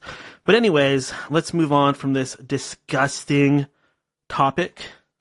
I know that you all enjoy listening to me talk about my bodily functions, but I'm sure there's some little old ladies out there that are completely horrified, so I will move on. Why don't we go ahead and start things off with a delicious news story? Yeah. So this one comes from the ibtimes.sg, and it says, aliens helping U.S. Navy to build advanced weapons, ? Book claims well-equipped alien race protecting Earth. A writer named William Tompkins, I think I've heard that name before, has sensationally claimed that, is my mic on? Yeah. Has sensationally claimed that the U.S. Navy is closely working with an advanced alien race named Nordic to protect the Earth from reptilian alien attacks. I've heard that before. The U.S.-based writer made these startling claims on his book, should be in his book, bad spelling, on his book Selected by Extraterrestrials. It says that there's a deadly space war going on. In the book, William Tompkins reveals that he was the part of the U.S. Navy in the 1950s and 1960s and had access to highly classified files. Wow, what's with the spelling of this article? As per Tompkins, he was in contact with U.S. spies in Germany during the Second World War. Tompkins added that Nazis were technologically ahead of the United States during those times, as they had mastered the technology of building anti-gravity spacecraft and other out-of-the-world weapons with the help of reptilian aliens. Cool! Reptilians, cool! In the meantime, another alien race named Nordic started helping the United States in their fight against reptilian aliens and Nazis. The human-friendly Nordic race provided the U.S. with that advanced technology know-how to beat their enemies. The 92-year-old writer even claimed that he has designed 5 spaceships and 30 support ships during his tenure with the U.S. Navy. The designed spaceships include a 2.5-kilometer naval spacecraft carrier and 1.4-meter naval spacecraft battlecruiser. That's hard to believe. Interesting, the U.S. Navy did complete developing similar aircraft, but they started building it only after 1970. Okay, so they actually did make some stuff like that, okay? Wait, are they saying that the Navy made a spacecraft carrier? That can't be right. There's no way that they did that. Are you telling me they're making some frickin' Shield, Nick Fury stuff and I don't know about it? It would explain some of the strange sights in the sky. Reptilian aliens aiming to affirm supremacy on Earth. According to the author, space wars between Nordics and the Reptilians. I'm still reading the same article if any of you were curious. According to the author, space wars between Nordics and Reptilians have been happening right under our nose for the past several decades. Again, I have heard this before. The writer also warns that reptilian aliens are getting stronger by the day, and he also urged the U.S. Navy to beef up their security. The author warned that reptilian aliens are very dangerous, and they used to attack various planets to make the inhabitants their slaves. Apparently, it was the Nordic aliens who came from Orion constellation and are continuously lending their helping hand to fight against reptilian aliens. So, as I said earlier, I'm done reading the article, now I'm going to comment, because I know my opinion is glorious. So, I've heard this before. I've heard about the whole thing. Oh, by the way, before I get too far, remember you can call in to this portion of the show. That call-in number is 209-348-9810, or you can add Ninja Shoes 777 on Skype. Again, that call-in number is 219-348-9810. So you can call in and join me if you would like, if you're not too scared of my demonic flatulence. Sorry. Anyways. So I've heard about this quite a bit in the past. I've heard about this supposed war that's taking place behind the scenes. And on one side, you have these reptilian aliens that worship dominance and aggression and war. And then you have the Nordics, who are peace-loving and friendly and want us all to be equal. Sometimes you call the good type of aliens STO, or service to others. And you call the bad aliens STS, service to self. Basically meaning that the service to other aliens are all into helping people, helping making the world a better place, etc., whereas the reptilians or the STS aliens are into just serving themselves. They're self-serving, they have big egos, they're very selfish, they don't share their drugs. You get the idea, right? So, I shouldn't say drugs and then sniff like that. I swear I'm not on anything, people. Just Mountain Dew and pot and insanity. But the thing with this whole Nordic alien versus reptilians thing, I don't know. I guess it sounds a little overly simplistic. It sounds to me made up. It sounds very sci-fi. And I can't help but feel like whatever is actually happening out there is probably much more complicated, and whoever's doing it probably wouldn't allow us to find out that easily. So I think a lot of this stuff is some kind of smoke screen.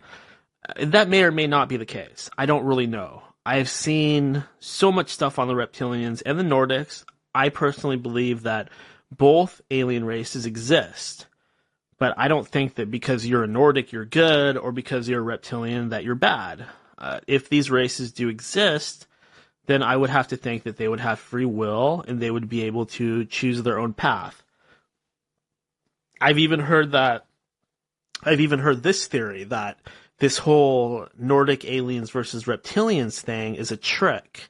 And basically they're getting us to blame a false bad guy for all of our problems. It's a scapegoat. It's like in that book 1984, where they were blaming that terrorist guy for everything, and it turned out he didn't even exist. It's kind of like the Bin Laden thing. They're saying it's all Al-Qaeda, it's all Bin Laden. Meanwhile, it's all a bunch of CIA bullshit, right? Just a false sort of bad guy that we can all rally behind so we can join forces, and we're paying attention to that guy instead of who is really screwing us over, right? So I think it's something along those lines. There seems to be a big move towards some sort of revelation, disclosure. There seems to be a big movement towards disclosure.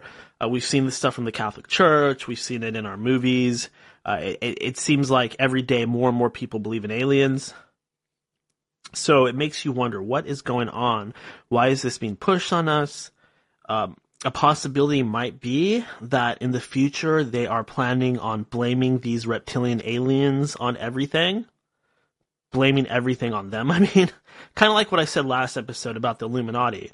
The reason why they're telling us about the Illuminati is because that very soon they're going to hang these people by their necks from a high place in front of all of us. And they're going to say, look, there it is. Those are the bad guys. Those are the people that have been exploiting you. Those are the people that have been making the world an awful place. But whether it's the Illuminati or the reptilians that they blame, what's important is what comes next. Who comes into power next? And even if it's not the Illuminati or the reptilians, look, people, we know that we're headed for something. There's something on the horizon. There's something coming. The technology is increasing. The wars, the natural disasters, the stuff going on in the Middle East. It just keeps getting worse and worse, right? Something's got to give at some point. That's just a fact. It's not my belief. It's a fact. Something has to give. But it's what comes in the aftermath that you people have to think about. You can't be short-sighted. You got to look past it. What do we do once we isolate the problem and we take care of it, if that ever happens. If that ever happens. What do we do at that point? Who's going to become our leader? What's going to happen? Chances are it's going to get worse because there's a lot of agendas at play and there's a lot of people and a lot of groups that want to take over. And a lot of what we're seeing going on in the world, and potentially even this Mandela effect thing, might be a byproduct of that. Because there are wars going on. It might be between the Reptilians and the Nordics. It might be between time travelers. It might be just good versus evil. Who knows? But there is a war going on, and we are all soldiers in this war, and we fight for either side, whether we know it, whether we acknowledge it or not. And what's really coming down the pipe is something to pay attention to, because if we fall for it, if we fall for this mass deception, if we fall for this trick, and we allow this new government, this world government, or whatever it's going to be, whatever it is, it might be an individual, who knows? If we allow them to pull the wool over our eyes and make us think that we're gaining freedom and make us think that the evil is being overcome, then we are truly being as foolish as a fool can possibly fool himself. If we allow that to happen. Oh, somebody's calling. Oh my god. Why is it coming on my phone too? What the hell? Hello? Hey, Daniel. Hey there, buddy. What's going on, my man? Not much. Just interviewing, hanging out, chilling, talking about the end of days. I was listening to that last part of your rant, not rant, but your observation there, and I'm like, I gotta call in. Okay. Fair enough. Oh, I love where you're going there, that last part. Remind me where you were, Daniel, before I called in. Well, we kind of talked about this a little bit last week, but my whole point is that a lot of people out there, they think that we're in a war of some kind, and I agree. But a lot of these people think that the end is going to come quicker than it is, and they think there's going to be some kind of positive outcome, and all the bad things and all the bad guys are going to go away, and we're just going to live in peace and happiness forever. And I'm here to tell everybody that that's a load of crap. Mm-hmm. It's BS. It's not going to happen. It's not going to happen. Yeah, it's a ritual that we play over and over, and they have for thousands of years. The world, it's like a clock. You know how we all have a clock where the arms turn around on the dial in front of you? Yeah.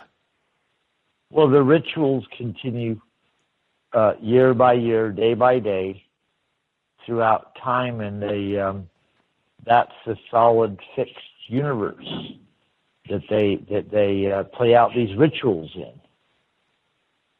I totally agree, and there's a good chance that this might have happened before in the ancient civilization called Atlantis. We know that they were experimenting with certain technologies and magics, and things got out of control. They were messing around with crystals, and somehow they ruptured something or another, and everything fell apart. Yeah, there's those legends that have grown from a mass of weird thoughts and ideas that have been recorded in book form over the years on Atlantis. The legend of Atlantis started with Plato. Atlantis. He was the first one to mention it. Isn't there a song 2,500 years ago? Isn't there a song by Donovan about Atlantis? Donovan, yeah, he did do one. I can't remember what the name was that had something to do with Atlantis. Yeah, I love Donovan. I think Donovan. It was just called Atlantis. It probably was. I've heard it too. Not his best one, not his most memorable. I have Donovan's that I'm just like, that's the baddest song of all time right there. But not to swerve on you, Todd. You were saying something about Plato. Oh, Plato, yeah. He was the first one to mention Atlantis, and he claimed to have gotten it from a story that was told long before and put the date back about 10,000 BC. Philosophers and people look back into that claim, trace it back to about 10,000, an ancient civilization that was destroyed, advanced technology. He was the first one to put it down, and the idea spread from there. And there's lots of evidence that ancient civilizations existed and perished. So, yeah, in fact, I know some of the details of that story.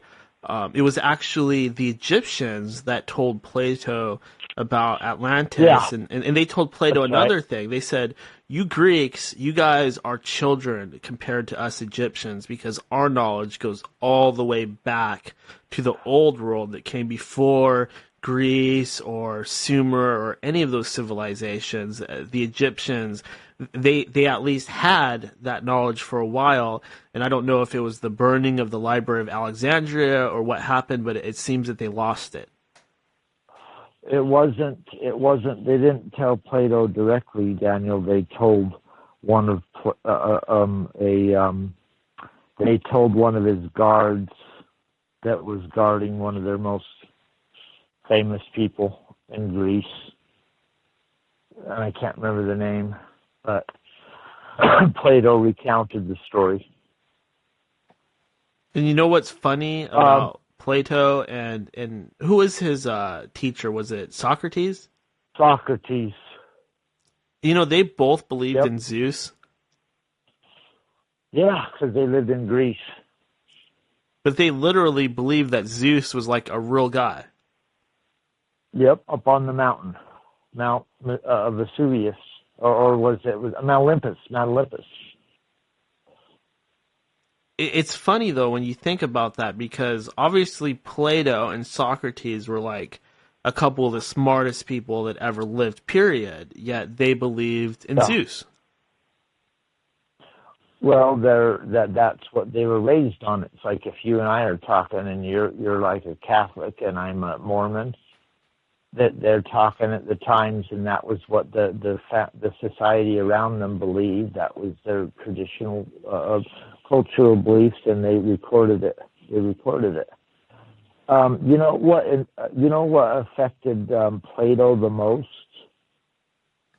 What? His teacher Socrates was executed because he supposedly corrupted the young, and they executed him in the public square. And that's what made Plato go, oh, shit, What was Socrates saying? Yeah, that's right. Socrates. They made him drink poison, right? Mm-hmm. Wow, isn't that a romantic way to die? Supposedly he was corrupting the youth, and he was having a lot of homosexual relationships with young men, and they didn't like that. Well, I don't know about homosexual relationships. I didn't look deep into that, but I know it exists in Greece and it's true. The period. Oh yeah, I've seen like the movies, like remember that movie Spartacus, or TV show Spart. What was that killer TV show on HBO? Spartacus or? Oh yes, something like that. Spartacus was the guy that he was a gladiator, and him and a bunch of other gladiators escaped. That was further ahead in time. It was in Rome, but in Greece, Rome, there was guys and girls and lots of crazy shit going on. Everybody was gay back then. Everybody's gay. Well, Daniel, if they sent you out to war, like in these battalions where you're out there for like years fighting barbarians, and you're surrounded by nothing but guys, really fucking well-built guys, too. The only girls you get is when you capture a village back then. And so you're just looking at all these well-built guys. Similar thing happens to missionaries. If you're sent out on a mission at like 17 or 18, your hormones are raging. There's nothing but a bunch of guys around. But I suppose. I didn't mean to get off topic, but they've talked about that phenomenon where if you isolate a person, there's no girls. There's that one kind of chubby guy. He's kind of cute. Well, it's the same for lesbians. I think a lot of the women were lesbians back then. Didn't they have an island called Lesbos? I've never heard of that. Yeah, it was like some island somewhere, and there were a bunch of like lesbian warriors or something like that. I don't know anything about that. Yeah, I might have my facts a little bit mixed up, but I know pretty much the whole ancient world was gay. I mix my facts up all the time, and yeah, there was lots of writings about in Greece, and that there was lots of gay activities. Yep. Yeah, why do you think they call it Greek? I don't know. Yep, that's why. Why do you think they had all those statues with penises in their faces? Because they weren't ashamed of their bodies, and they recognized that, hey, this is what we look like.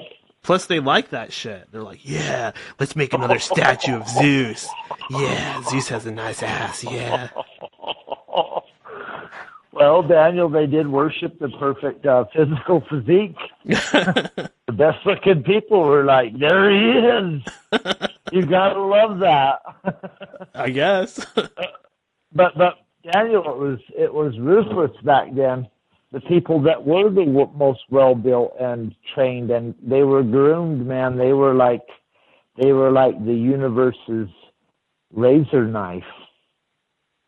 These warriors and these leaders and these people at that time, they wouldn't write stories about them, Daniel, like that if they weren't. Yeah, they were like, yeah, Hercules, he had a huge cock. Maybe, I don't know. Hercules. You guys think that he killed the lion? No, he didn't kill it, he fucked it, yeah. That's a TV show, though. Hercules? No, the legend's old, but the TV show's kind of what we all base our ideas about Hercules. What was his name? Kevin Sorbo? Oh my god, I can't believe you're bringing that up. I used to watch that show. I love that show. Xena, the warrior princess. I was like, screw Hercules, Xena's coming on. Xena, another lesbian. Oh, well. You're about to say, I love that shit. Oh, you were about to say it, Todd, I know. You're like, I love that shit. She's traveling with her sidekick, a young blonde female companion, going into danger. That's a very attractive format for a TV show. And they have to set up that campsite and get in the sleeping bag together made out of animal skins. Ah, damn. But anyways, that's why that show was popular. Had that going for it. I don't know. I just thought it was a good show. I thought it was pretty good. No, it was a fantastic show because it was directed by Sam Raimi and Robert Tappert, and they were the ones that did The Evil Dead. Oh, that's how they got famous. Yeah, that's right. That's how they got famous. Was they did the Evil Dead, and that show's so classic, because they got the Necronomicon and H.P. Lovecraft, and they ripped them off, and they put a first movie out that did the Necronomicon. It was classic. I used to love when a bunch of dudes would pile on top of Hercules, and he'd go, and he'd just throw off 20 guys off of him. 10 dudes. I love that. That's so awesome. Yeah, and then sometimes Ares would come down out of Mount Olympus, and they'd have to fight, and they'd have a huge battle where they're punching each other 50 feet. Dude, that show was so bad because it portrayed the way the Greeks viewed the world. Yeah, it was well done. I mean, considering the budget that they had to deal with and what they turned it into and the fact that it actually spawned a spin-off, that's pretty damn good. Yeah, I didn't realize Hercules was cool until I got into Xena. Because she's so beautiful, and you're just like, wow, look at this show. Well, Xena became even more popular because everybody loved the whole Lesbo thing or something because Xena was twice as popular easily. well, shit, she's 5'11" or something. And have you seen her? Oh yeah, what was her name Did in you real see life? that show? Was it Lucy Lawless? Oh, we said at the same time. And guess what? She's the sister of Blackie Lawless, the lead singer of Wasp. Oh, wow. I didn't know that. Yeah. And Wasp was one of the most famous heavy metal bands from the mid-'80s. Let's say Lucy Lawless at the same time again. 1, 2, 3. Lucy Lawless. Oh, man, that's so awesome. Oh, that's good. I should get my tambourine. I left it in the basement, though. But, Daniel, there's something else I wanted to talk about. I'm glad you took me off on a weird track about Lucy Lawless, because she's so beautiful. Yeah. You know, she's still in the Evil Dead TV show. She's a little older now, but beautiful woman there, man. Oh, yeah, I watched like the first 3 episodes. I need to catch up on that. Oh, I love that show. It's so cool. Bruce Campbell. Who doesn't love Bruce Campbell? Funny guy. Funny. He's got the face. They knew how to put it together, and they were putting it together, Daniel, by that point. I love that part. I think it's in the second movie where his hand is like going crazy and he's like, "Give me back my hand." Oh, that's classic. He cuts off his hand and then and then the hand's chasing him throughout the rest of the movie. Yeah, that was oh my god, I love that. And it was just old, that was like the mid-'80s when they come out with that. And I went to the movies and seen it at the theater, and you're like, whoa, nobody'd ever seen anything like that. And it had the Necronomicon in it, so you're like, holy shit, now they're trying to bring Lovecraft into the movies. One of the reasons you don't see Lovecraft movies everywhere is because the monsters are so freaking weird and out of this world that they didn't have the CGI to create what Lovecraft described. And that's what I was telling you before.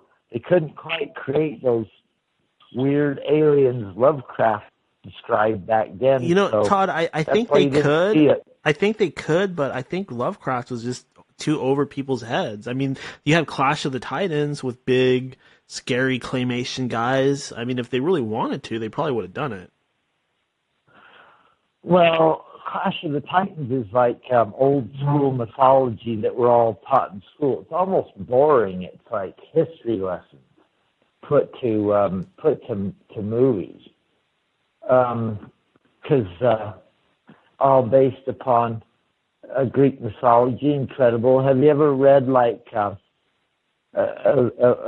Ulysses? Oh, the Odyssey? Yeah, the Odyssey. Or the Iliad, I mean. The Iliad by Ulysses. Or Ulysses was the character, the hero, but by Homer. Yeah, the Iliad and the Odyssey. I think Ulysses was in both of them. The Iliad and the Odyssey by Homer. Yeah, he was in both. He was in the first part, the war, the Iliad, he was a hero. And then the Odyssey is the story of the journey back from the Trojan War, which is the first story, the Iliad. So you have the Trojan War, and then a bunch of crazy shit happens, and then they're like, oh, we kicked their asses using the Trojan horse. Time to go home. So Ulysses. No, wait. No. Hold on. I'm getting them mixed up. You got it right. You got it right. Because I'm getting mixed up because I didn't even want to talk about this, but. And people that actually know what this is all about are probably just like, oh my god, they're both wrong. We're out of our minds. Yeah, no, because this isn't even what I wanted to tell you about today. I had something exciting to tell you. Well, tell me. Well, let's just go into that. Yeah, screw Homer. Yeah. Fuck Greece. Fuck Homer. Exactly. Who are these people? We're in America. No. Homer Simpson. Oh. Our governmental system's based on Greece's governmental system in a lot of ways, Daniel. They spend a lot of time thinking about the proper form of government. Yeah, that's That's because those guys, they were smart and educated. They were members of secret societies, and they were very educated in history. They were very educated in politics, and they went back to the history books, and they took the best system that ever existed in history, and they brought it to us, and that's how the United States of America was created. USA, USA, USA. Go ahead. Our constitutional founders were well studied in politics and the governmental structures that had existed since Greece. That's what they based our system on when they. And guess what they called it, Todd? Guess what they called it? The New World. Sound familiar? Well, the New World Order. Place. Yeah. Coincidence? Yeah. Coincidence? I love how you are using that now. I wanted to tell you something cool. Okay. Had $20 today. Went over to the thrift store, where I hunt for books. Uh-huh. Found about 20 books. Somebody had probably died. Unloaded their old paranormal collection. Found about 20 books. A classic. I found Zachariah Sitchin, The 12th Planet. Oh. Published 1977, original copy from that period in mint condition, Daniel, for $1. I got so into those books years ago. I read every single one of them. Mm-hmm. They were so good, and I lost mine, so I refound that one. That book had like a picture every 3 pages of ancient Sumerian diagrams and pictures of their motifs that existed inside their temples, showing that Planet X is coming, telling you about Anunnaki and Nibiru. Well, to kind of circle back to what we were talking about, one of the Sitchin books, I think it might be the second one, I can't really remember, but they talk about Alexander the Great quite a bit and how he would claim that his father was actually the god of Egypt, Ra. Yeah, I don't remember if I remember that catching that part in his books, because I read those books way back when, so my recollection is a little fuzzy. I still have a couple over the years that I've read about 3 times, like Gold of the Gods. It was amazing.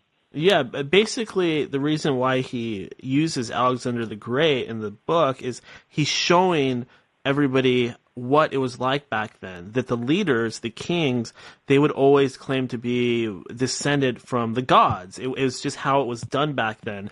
That's why they believed that they could rule over us. In Sumer, there was a phrase, it went, kingship was lowered onto Sumer, meaning the kingship came from up high, it came from the heavens, and that was the belief back then, that the royalty, they were actually connected to some kind of godhood. You're talking about the sun god king system. Yeah. And that didn't disappear then. That has existed and still exists, and you can see it right up until the 20th century, where when we conquered China, when the West conquered China, they had a sun god king system. The emperor was chosen by the gods, the royal bloodline. A lineage that has the blood of the gods. Even the British aristocracy has that, and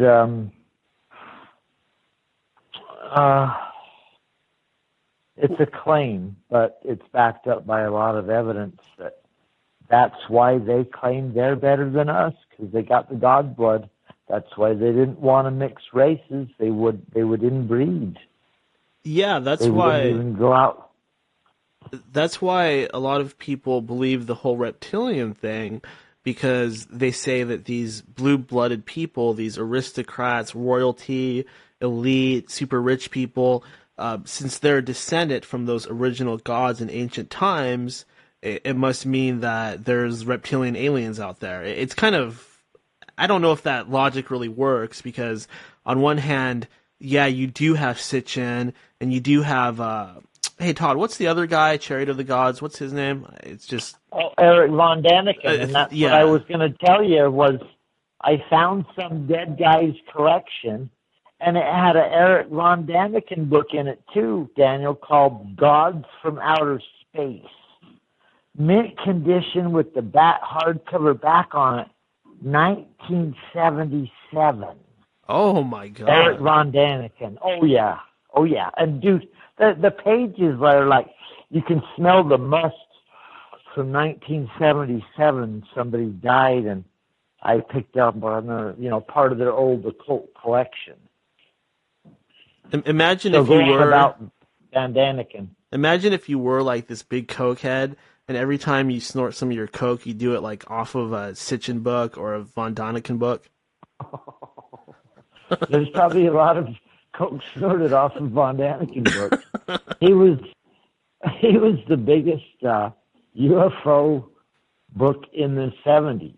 The biggest UFO book. They made a movie called Chariots of the Gods. I went and seen it at the movie theaters, Daniel, in like 1975, about 17 times. Oh, okay. They made a 2-hour movie called Chariots of the Gods by Eric von Daniken, and it was like, that movie In Search Of, the TV show with Leonard Nimoy. Well, that was definitely, but that was a very controversial movie at the time because it went against the teachings of the church. Well, it was the first introduction of the idea that the aliens, they were here long ago. They built this stuff. That's why I don't buy. I'm so suspicious, Daniel, even of Daniken especially. I'm suspicious of all of them. I'm suspicious of Sitchin. Highly. I found some, Daniel. I found a book at the thrift store that I want to tell you about this. It's published 1989. They tried to hide the copyright date. That's the first thing I look at when I open a book is the copyright date, right? Mm-hmm. It's called The History of the United States, a Chronicle of America. It's incredible. You'd have to see this thing to believe it. It's 1989. They have 10,000 stories. You can flip every page, and it's every year since it starts, Daniel. This is how big this book is. It's 955 pages long, and it starts in the year 1500 to explain how the United States is born. And you flip through this book. It's bigger than a phone book. When I turn to 1985, Daniel, it's filled with 20 news stories ripped from the newspapers of 1985. And let me tell you what I've seen right here. Largest atom lab opens in Illinois, October 13th, 1985. The Fermi National Accelerator Laboratory is the home of the world's largest atom smasher, a huge accelerator that measures 4 miles in diameter. Switched on for the first time today, the enormous device has produced energy levels 3 times higher than any previously achieved. The accelerator is expected to help the United States regain the lead in high-energy physics that was lost to a European consortium in the 70s. As a research tool, the device is unequaled. 1989. That kind of sounds like CERN. That's CERN. Same thing, but they didn't call it. Did you hear accelerator? It's only 4 miles wide. CERN's like 32 miles wide. They kept building it accelerators are all over. This must be something really important, Daniel, to them. Accelerators, atomic atom smashers. You know, Todd, I have to admit, I'm a pretty smart dude, but I'm not like a physicist or anything like that. So I can't really say I understand what the hell CERN is really, or what they're trying to do. I know they're trying to like smash particles together because somehow it will prove something or help science in some way. But do you see how history is repeating itself? And we're talking about shit that they were talking about in 1989. Yeah. I just wish I could figure out what the heck they're actually doing. It seems to be the main theory is that they're trying to open up a portal. Yeah, portals. You keep hearing, you don't hear it. I mean, you hear it, you don't hear it. TV shows, movies, accelerators, they're smashing atoms. It's not a coincidence. Do you know who the number one publishing company is in the United States that publishes more books than all the companies combined? I wouldn't know. It's the CIA. Oh, really? Wow. Are you kidding? Oh, yeah. Is that true? Oh, yeah.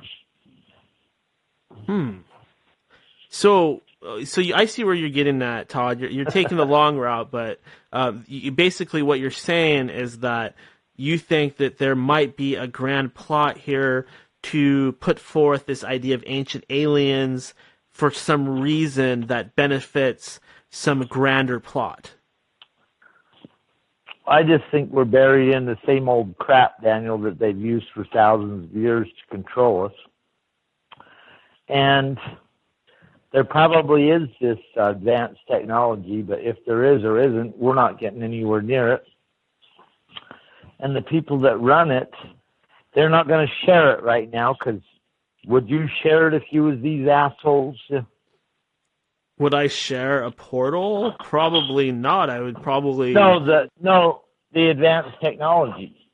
No, well, yeah, I mean, the portals would be part of that, but no, I wouldn't share, like, if I had invisibility technology or anti-gravity, I would probably try to patent it and make some money off of it. That's what I would do. Yeah, and that's not a bad thing. No. That you want to keep your technology that you've developed. Yeah, and, you know, there's so much stuff here, and it's easy to turn a blind eye. It's easy to dismiss it. But, for example, Michael Aquino, that's his name, right? Michael Aquino. Yeah, he said that... Yeah, he said that, and for those of you that don't know, Aquino was part of the... Some people think that he worked for the NSA. That's not true. That's a myth. He never worked for the NSA at any point. He actually worked for something far worse called PsyOps. PsyOps. No, he was director of the National Security Agency. No, he wasn't. That's a myth, Todd. That's not true. Part of that's my fault because I've been saying that, but that's not true. Are you kidding me? Yeah, so it's being put out there, but it's not true. But it's not true, but it's close to the truth because he was a part of PsyOps, which is the same thing. It doesn't really matter. It's no, but please. Yeah, if Go anything, on, I didn't mean to interrupt you. If anything, PsyOps is two steps more black budget than anything the NSA is doing, because what PsyOps does is they actually do what the name stands for, which is psychological operations, meaning they go out and they fuck with people's minds. Yeah. Well, his book's called Mind Wars. Yeah, and I've read like the first chapter of that book, and it scared the shit out of me, and I won't go any further. I see. Well, if you don't go any further, then you won't know what he's proposing. And he came on your show, and he did a pretty good job explaining why he does what he does. And you know, Todd, that's the thing. He seems like just the nicest, friendliest old man, doesn't he? Yeah, I was highly entertained and surprised by his personability. Yeah, it's so crazy because he came on here and he stated that yes, the government was working on a Stargate program, and yes, Stargate was a portal using the magnetosphere of the Earth. Yep. That's fucking And crazy. Stargate meant that they were moving from planet to planet, or who knows what that Stargate thing left it open, that they had some kind of thing that he didn't explain whether they were transporting aliens here and we're going over there, or if it was a portal, or he didn't get into that. Yeah, I mean that stuff might have been even above his head, but he was a guy that was embedded deep enough within the secret parts of our government that he caught wind of it, that he was aware of it. Oh no, he was not only aware of it, fully versed in what it was and what they were doing. He laughed at you. He didn't explain it. Don't you remember that? Yeah, I remember getting a little bit of that sort of attitude. I do remember that. Yeah, there was this sense that I've seen shit, kid. Yeah. I definitely caught that vibe, absolutely. And you know, when somebody acts that way, I do have to question whether or not that person is, skilled in deception and in keeping back facts. And, yeah. I've sensed that from you all along. You mentioned that a long time ago. I won't have a Michael Aquino on my show. I almost remember you saying that. Yeah, I just... And I wouldn't stand against you, Daniel, because if somebody's sitting there stabbing you in the side, going, yeah, I'm well-versed in this, no one should stand there and get stabbed in the side by somebody. You have to have self-defense, Daniel, is what our whole system's based upon. The right to live, you know. Somebody can't come up to you and just start killing you. Yeah, totally. I think I get your point, Todd. But the thing about Michael Aquino, I don't have anything against him personally, and I hate to think that I came on here and was negative towards him, but I'm going to stick to that. I'm going to stick to that. I don't want to have him on the show again. When he was on the show, it was a past version of the show, and I did not actually invite him, but back then I probably would have. You know, I toyed around with the idea, and I don't really know if he's a good guy or a bad guy, but after reading a little bit of his book, I have found that me, Daniel, I'm completely opposite in my beliefs and my thoughts. I would never think that it was okay to spy on a population or manipulate them or use the mind control and propaganda as his book is alluding to, and as his book is making seem ethical and okay. It's not okay. It will never be okay. This show is against that type of shit. I hear you. And let me tell you something about that show. Let me tell you the most potent part about that show. He made the argument that we opted take you out physically or take you out mentally. And then you're still here, but you're gone. You're gone. But now you're still here. And I'm just paraphrasing. I'm not even paraphrasing. I'm just saying kind of what he was saying. That's how they justified it. Take them out physically or take them out mentally. Isn't that kind of distilled down to what that Mind Wars is about, Daniel?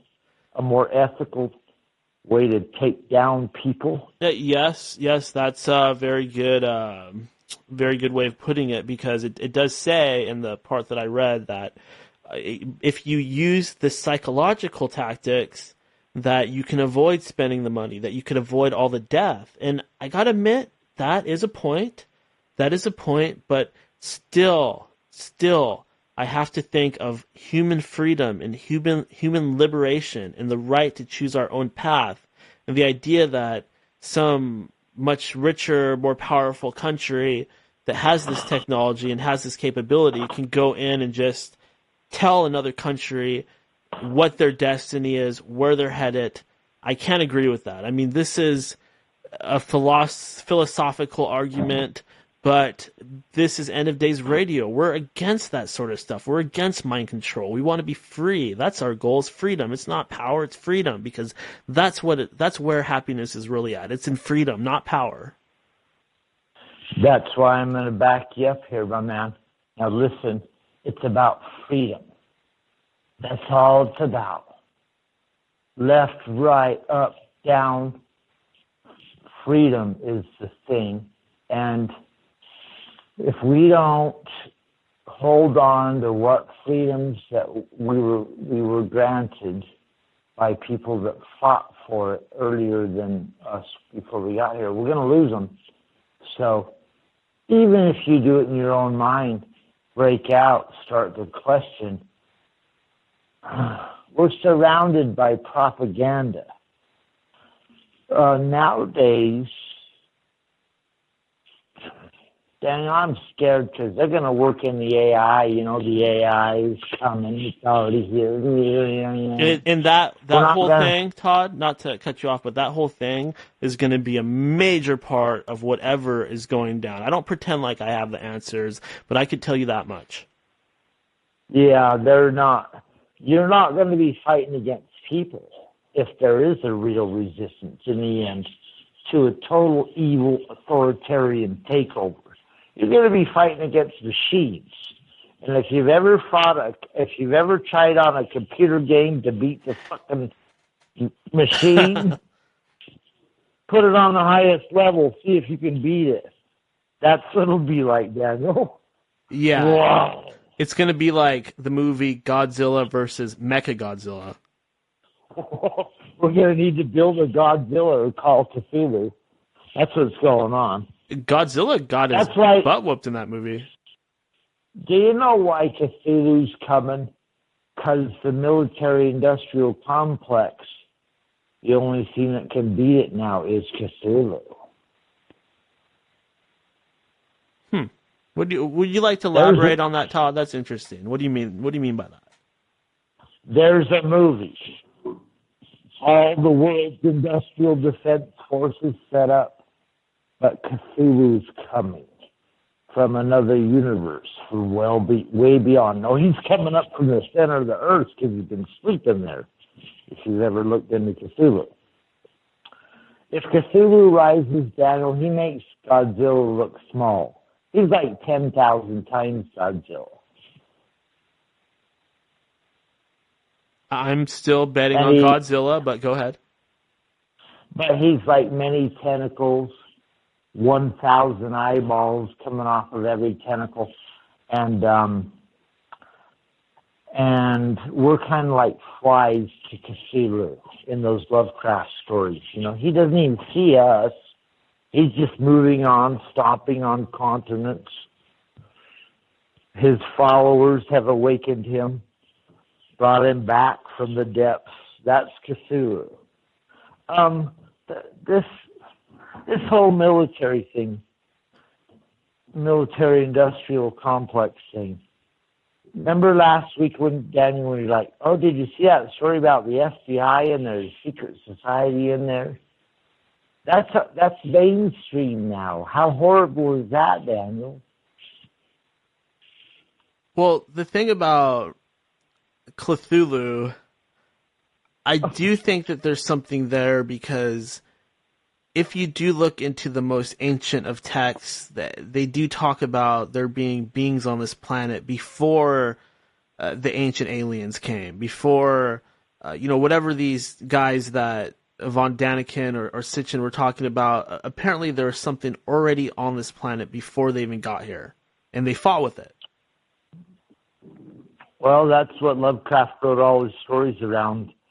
That millions and millions of years ago, there were like races that fought over the world. And the elder race won, and it locked up these evil, ancient alien races in barriers where they're trapped beyond time and space. So they still live millions of years, but they're trapped. No, And wait, they hold on a dream. second, Todd. Hold on a second. I'm going to cut you off, but for a very good reason. Isn't there a part in the Bible or one of the Christian holy books where it says that the greatest, most powerful demons were chained in the deep and they're going to be released in the end of days? Well, I mean, that can't just be a it coincidence. It's so similar to what you just said. It's so similar. no, it says that the seals will be opened. That there's 7 seals. Because the book of Revelations, the apocalyptic scriptures are wrapped up around ancient Jewish. I don't know if you'd call it Jewish as much as just ancient people of that time, where it start out where there's 7 seals, and as they open them up, one of them they open it up, and the demons are released. Yep. Check this out, Todd. I did a little Googling, and it says, this is talking about the bottomless pit. It says, it also refers to the place where demons can be confined when they are cast out of people. In Luke 8:31, the demons beg Jesus not to send them to the abyss. Interesting, huh? Yeah. The demons, the abyss. Reference to the abyss. It just seems like we're talking about the same thing, even though you're talking about it in a completely non-Christian angle, and I'm looking at this sort of Christian stuff. It seems like we're talking about the same thing. Oh yeah, there's an abyss, regardless of you're Christian or Mormon or Buddhist. The dark night of the soul, you kind of touched on that. But, I mean, it's just, that's a if you just look at the text as it is, Daniel, that's an archetypal way of explaining that there's just evil in the outer reaches that can't wait to get in. Oh, that makes sense. I mean, since I was a child, since I was born, yes, I have had these experiences with the UFOs and things like that. But also, I have just felt evil all around me from others and even within myself. It's undeniable that whatever you believe, nobody can truly believe that evil does not exist because it's part of what we are and who we are. Well, I'll just say this. I told you last time I talked to you that there's a polarity principle to the universe. There's a positive and negative charge. We have let's not call it a dark side, let's call it a shadow side. Our unconscious, Daniel, is almost bigger than we can consciously understand. Things that are happening to us while we're unconscious can't even be calculated and won't be discussed in society, except in like research they do about what goes on when we sleep, what can go on in the mind. I think that there's something to be said about that, Todd, because they say that magic works on the unconscious and the subconscious, and even if we're not aware of it, we could be walking down the street and we see some kind of symbol, or we see, it doesn't even have to be a symbol, it could be a lady in a red dress, but something that triggers something within us. And once you trigger something within, it's going to affect the outside world, it's going to create a chain reaction. So there's definitely something to be said about the unconscious and the subconscious, and perhaps that is the gateway to these demons of the abyss, so to speak, these gods of old, these ancient, whatever would you call it. No, put your finger right on it.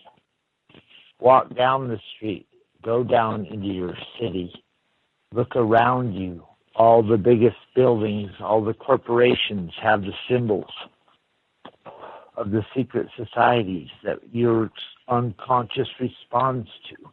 The pyramids, the mermaids, the squares, the compasses. They're all around you. You're not a part of them, so wake up and see that they're everywhere, Daniel. and then realize everything that's playing out, it's already been played out. And they play it over and over and over again. Yeah, no doubt. There's definitely a world that goes unseen by most, and then once you become educated, once you gain the eyes to see, the ears to hear, once you gain that wisdom, then you can recognize it. And if you are a student of things like marketing, commercials, you probably are going to be able to see, you're probably going to be able to understand the world of magic and the occult much better. Oh, yeah. And what I wanted to talk about before I left you is we just had a super blue moon, blood red total eclipse last night. Yeah, Todd, That's pretty incredible. You sent me a news story about this. Should I go ahead and read it now? Please do. Okay, this comes from drudgenow.com. It says Eclipse 2018. Today's blood moon to trigger satanic sex rituals of human and animal sacrifice. Article states, the end of January and beginning of February is already an important time in the calendar for Satanists, but tonight's once-in-a-lifetime conjunction of a blue moon, and a lunar eclipse has sent some devil worshippers into a frenzy. It says, across Britain and the world, satanic covens are expected to convene workings where Lucifer will be summoned. Some online forums are even suggesting human and animal sacrifice will play a part. And then it says, during a recent full moon satanic ritual, one of the famous Dartmoor ponies was found in a circle of fire with its tongue, eyes, and genitals mutilated and belly slit from end to end. The mutilations had been conducted while the pony was alive. Christ on a cross. What the hell, Todd? Daniel, that story occurred today. And there was a story a month ago. I don't know if I sent it to you or just put it in my file. 40 horses were slain in a satanic ritual in Florida a month ago. And they had evidence that they were a ritual. 40 horses, Daniel, were found satanically, killed. In Florida. And the funny thing about this, Todd, is that many people, perhaps Mr. Aquino would say this, but that's all satanic panic. It's not real. It's the satanic panic of the 80s. That was all fake. There never was any rituals or anything like that. That's what they would say. Have you seen Michael Aquino's wife? No. She's one of the most beautiful women in the world. He's not going to be at the satanic horse-killing ritual, even if he is connected. He has this wife, Daniel, that you're like, holy shit. Go look his wife up online. Yeah, I just pulled up a picture of her. Yeah, she's pretty. Pretty. Fuck, look at him. He looks like Spock's grandfather. Or even better looking. He's very more evil. Yeah, I've seen some of these other pictures. I'm just teasing about the evil. No. I agree with you, Todd. I mean, I don't personally think that people that are satanic or even Luciferian or anything like that are necessarily evil. Of course not. But you do have to, at the same time, recognize the fact that that particular belief system does have links to more darker tendencies. You can't deny that. I mean, obviously, if you are a Satanist, for example, it might just mean that you worship nature or you believe this or that, but then you always seem to find that these people are into rituals and stuff like that, and it makes you ask, okay, if they're just really atheists deep down, then why are they so involved in magical ritual? That doesn't really make sense. I'll explain it to you. They're hardcore. They went beyond the military-industrial complex, Daniel? Yeah. it's not just money and bombs and guns. It's people that have trained their minds mentally in magic, military magic, psychological operations. Do you think your mind can connect that now into something like that you're proud of? Well, I kind of see what you're getting at. You're talking about how the core belief in Satanism, it is of materialism and service to self, which is exactly the same. Not even, because Satanism, which version of Satanism are you going off? Yeah, that's the thing. LaVey, that's the thing. Anton LaVey, probably, or Michael Aquino. Well, Michael Aquino changed the name of his shit. He became the Temple of Set. Michael Aquino started as the Temple of Set, and yeah, he's not connected to Anton LaVey in any other way than they're both in San Francisco, Daniel, a hotbed of Satanism, but their philosophies are almost entirely different, where Anton LaVey was more like a circus guy. He's like, let's get some beautiful women in here. I'll dress up as the devil. Oh, yeah. Where Aquino is like, no, they have rituals, and we're going to take our stuff back to Babylon and Egypt. So the Temple of Set's more Babylonian, Sumerian, where Anton LaVey was a circus. He started in the circus before he formed the Church of Satan. I know that those two guys do not like each other, or at least Aquino, really. I mean, even as an old man, when we were interviewing him, when the topic of LaVey came up, you could tell that he's very angry towards him. Oh, LaVey? Aquino to LaVey? Yeah, he hates him. Well, no, he don't hate him. He's like, I'm scientific, and you're an entertainer. That's what it was, Daniel.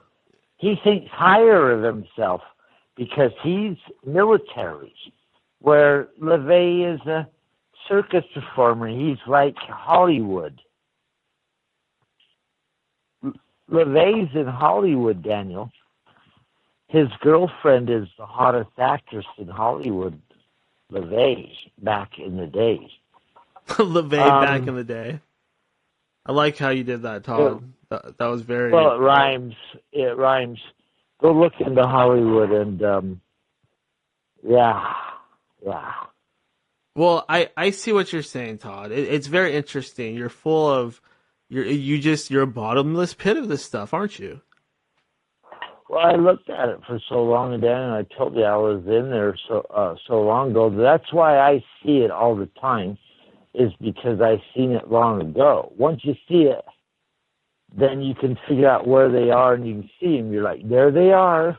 Well, you know why I like there this? They are again. You know why I like this show, Todd? Because I'm smart, and you're smart, and when smart people come together, they become gods.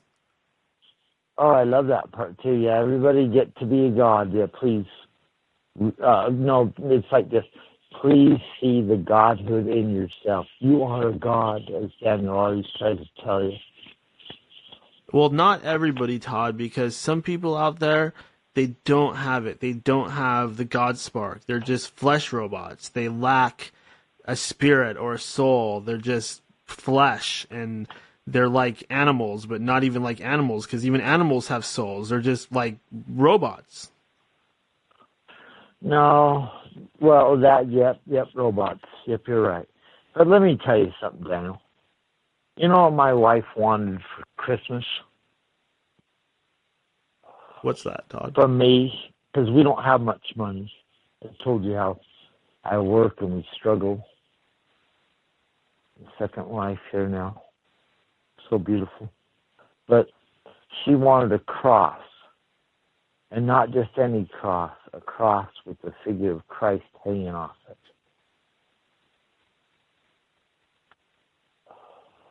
And I says, yeah, for sure, babe. Why you want that? She says, I don't know, but that's my faith. That's my religion. I just want to have that classic symbol around me right now. And I'm like, for sure, let's find you the nicest one we can buy, afford or whatever, and we'll get it for you. We found it, Daniel. It's got that classic Jesus hanging off it. Little tiny ones, Daniel. It was silver.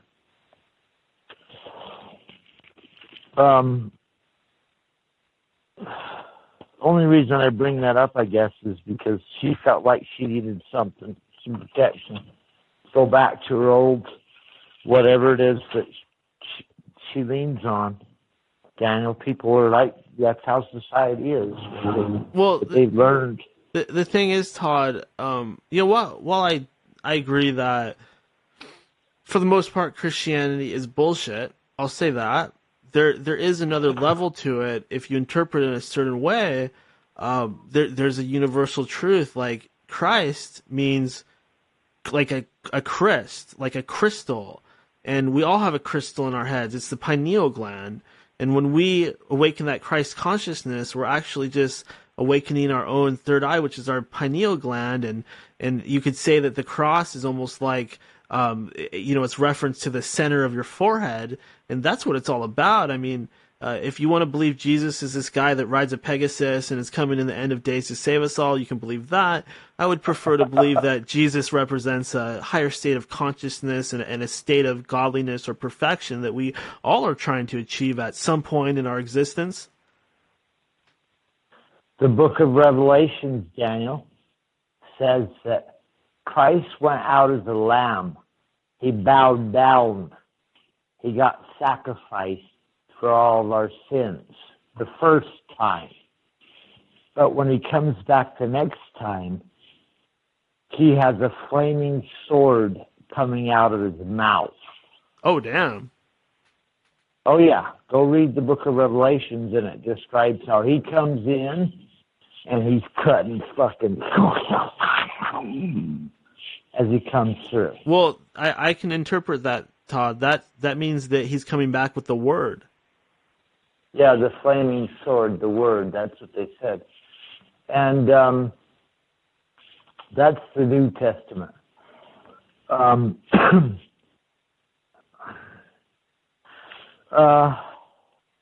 Christ. Let me tell you about Christ.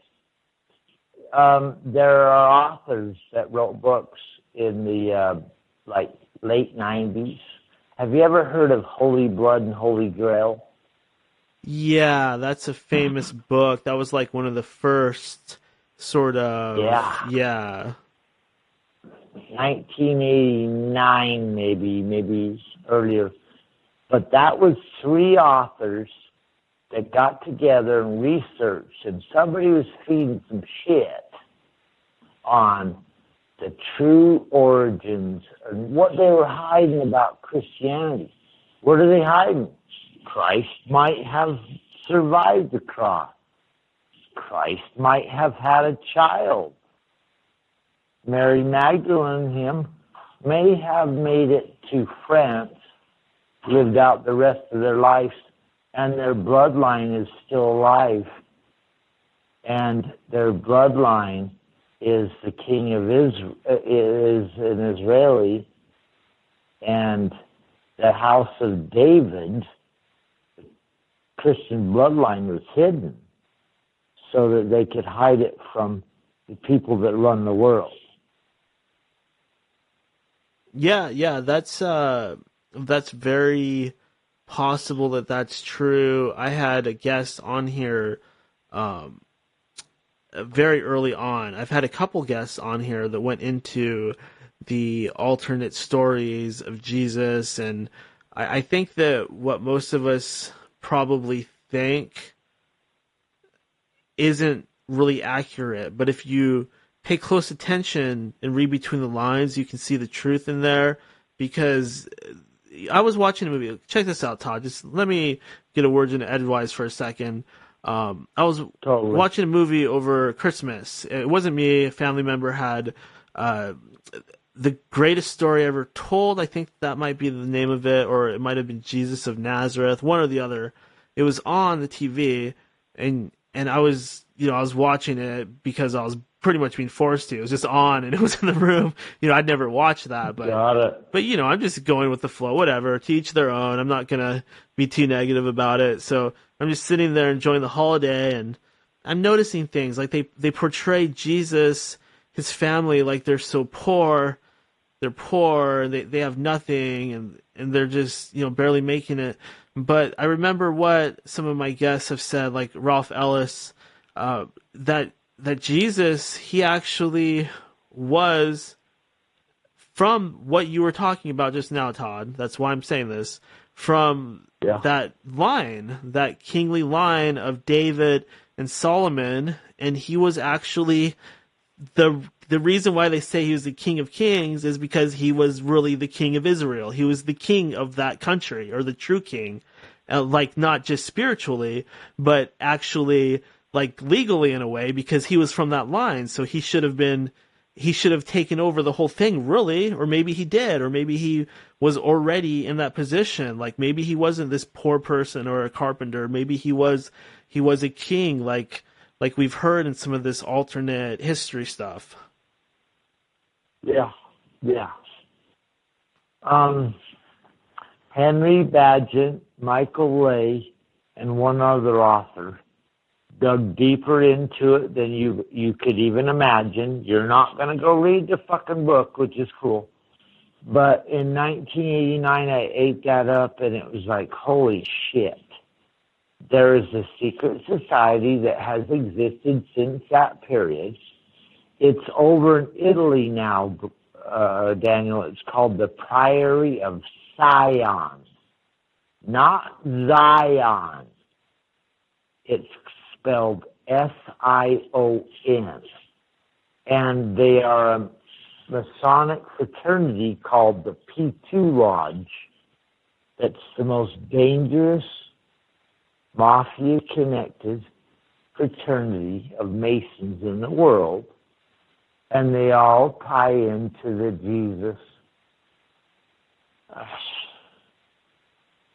house of David, the protecting of the, how they have that cheesy movie, Daniel, that one with Tom Hanks, that horribly cheesy movie. Todd, we are really delving deep into a very big topic that's probably going to just open up a huge can of worms, and I think we're really getting somewhere, but I'm looking at the clock. I realize I've had you on for an hour and 5 minutes, and I'm so damn stoned, I don't even know what's going on or how long you've been on, so I probably should should cut it short there and talk to you next week. Totally, Daniel. All right, my man. I love you. Just start calling. All right, buddy. Thank you for joining me. Peace, brother. Later. All right. That was Todd. My God. That was Todd. I just looked at the clock and I realized, oh my God, I've been sitting here chatting with Todd for like over an hour.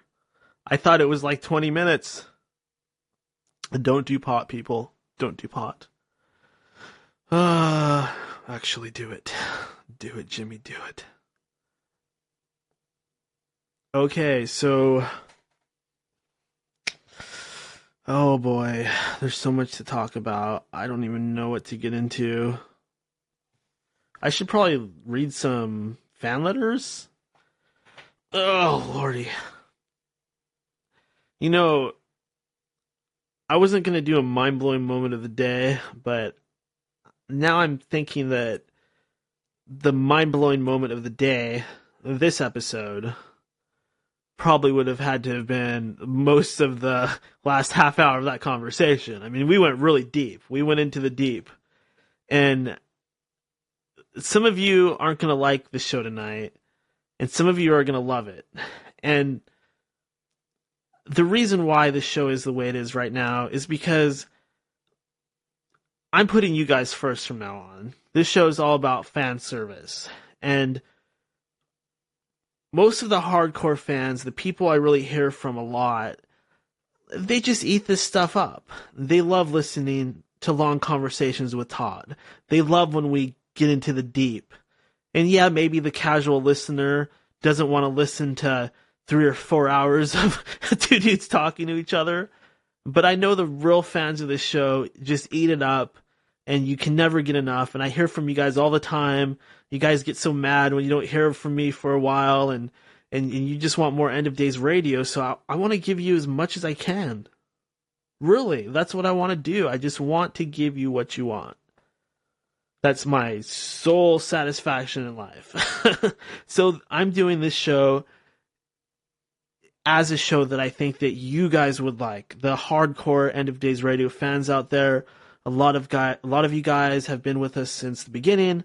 A lot of you guys started listening to this show recently. It would ever be the case. That's fine. I'm just glad that you guys are listening. And I hope you know that this show, it's changed a lot. It's changed a lot, obviously. It's always transforming, hopefully improving. But more and more, I realize that the key to doing this, and the most important thing, is to put the fans first. Put the listeners first. Whatever term you prefer. And I want to give you guys something that's really going to fill those empty spots in your day. Not just a quick 1-hour interview with a guest on that's really there just to get a lot of YouTube views or whatever. Fuck YouTube views. Fuck views, fuck listens, fuck numbers. Numbers don't exist. That's what they'll tell you. Numbers don't really exist. I don't care about numbers or anything like that. I'm not going by that stuff anymore. I never want to go by that stuff. And to me, that's what was really holding the show back, was going for the big guests to bring in tons and tons of views, or going for a format that appeals the casual listener who stumbles upon the show on social media. Fuck that. From now on, I'm doing this show that I know that you hardcore fans out there want to hear. That is how this show is changing. That is how this show is evolving. And I think it's getting better. And I always hear from people out there that this show is getting better. They say you're getting better, Daniel, but I tell them that no, the show is getting better. It is evolving. The format is continuing to improve. And sometimes the best thing you can do is loosen things up and not have so much of a format. And sometimes you need more of a format. There's no right answer there. It's an art form. Some people podcast and they are people from reality shows and they have a fan base and people just want to hear them. They just want to hear those people be themselves and talk. This show's not really like that either. I'm not a famous person. I'm trying to put on a show here that people want to listen to, that's addicting, that'll help them fill the day. And that at the same time, it doesn't mean that I'm trying to make it like a Howard Stern show or something like that and have whackpackers and characters and stuff like that. No, that's not it either. This show is its own thing, and it's involved into its own thing. It's its own animal. It's its own entity. I don't want to be like anybody else out there. I don't want to be like any podcast out there. I listen to so many podcasts. I'm very into podcasts. I'm very into podcasting.